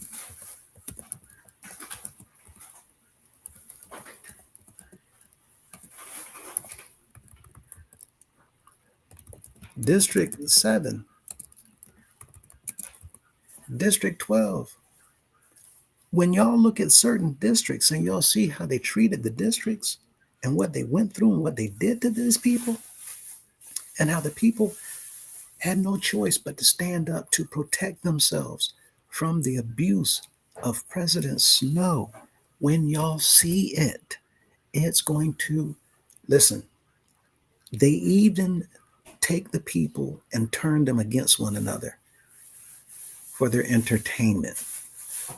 And this is where the title comes from, The Hunger Games.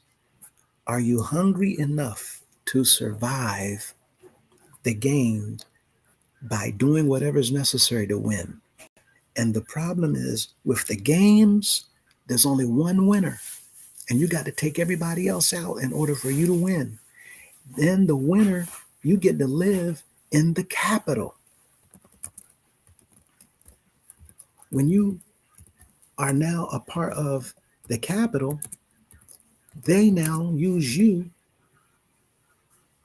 Mr. Snow, the President Snow, use you to speak on behalf of him, to show the people how happy you are to be a part of the Capitol, how excited you are to be a part of the Capitol.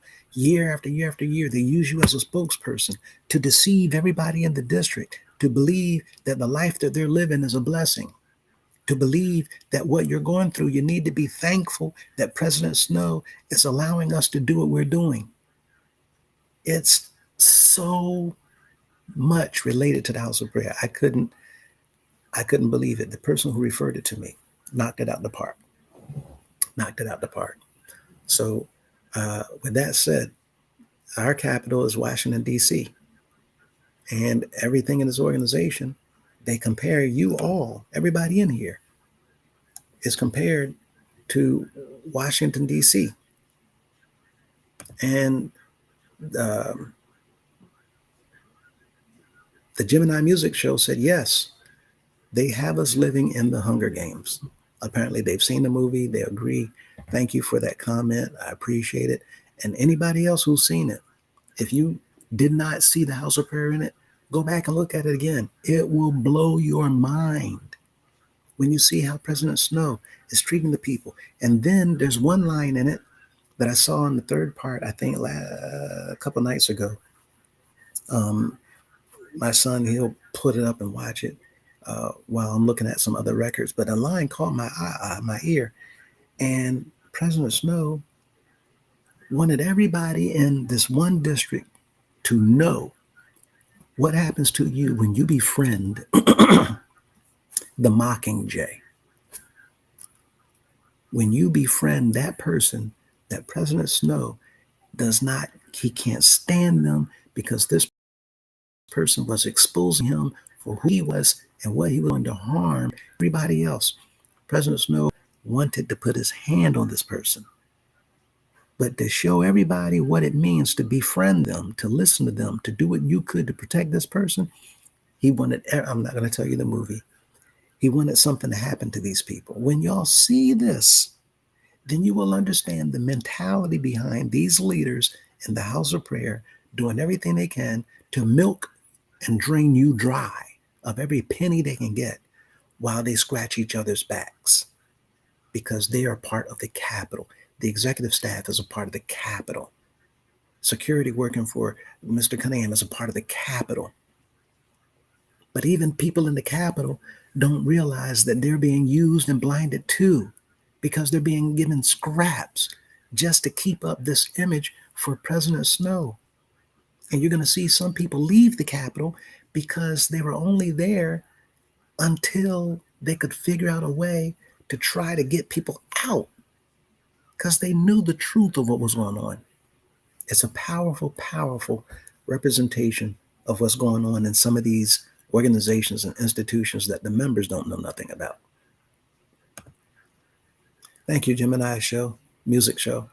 Slick Cannabis said, wow, I was trying to avoid that movie. Now I'm definitely going to watch it. I'm telling you, Slick, you will be blown away.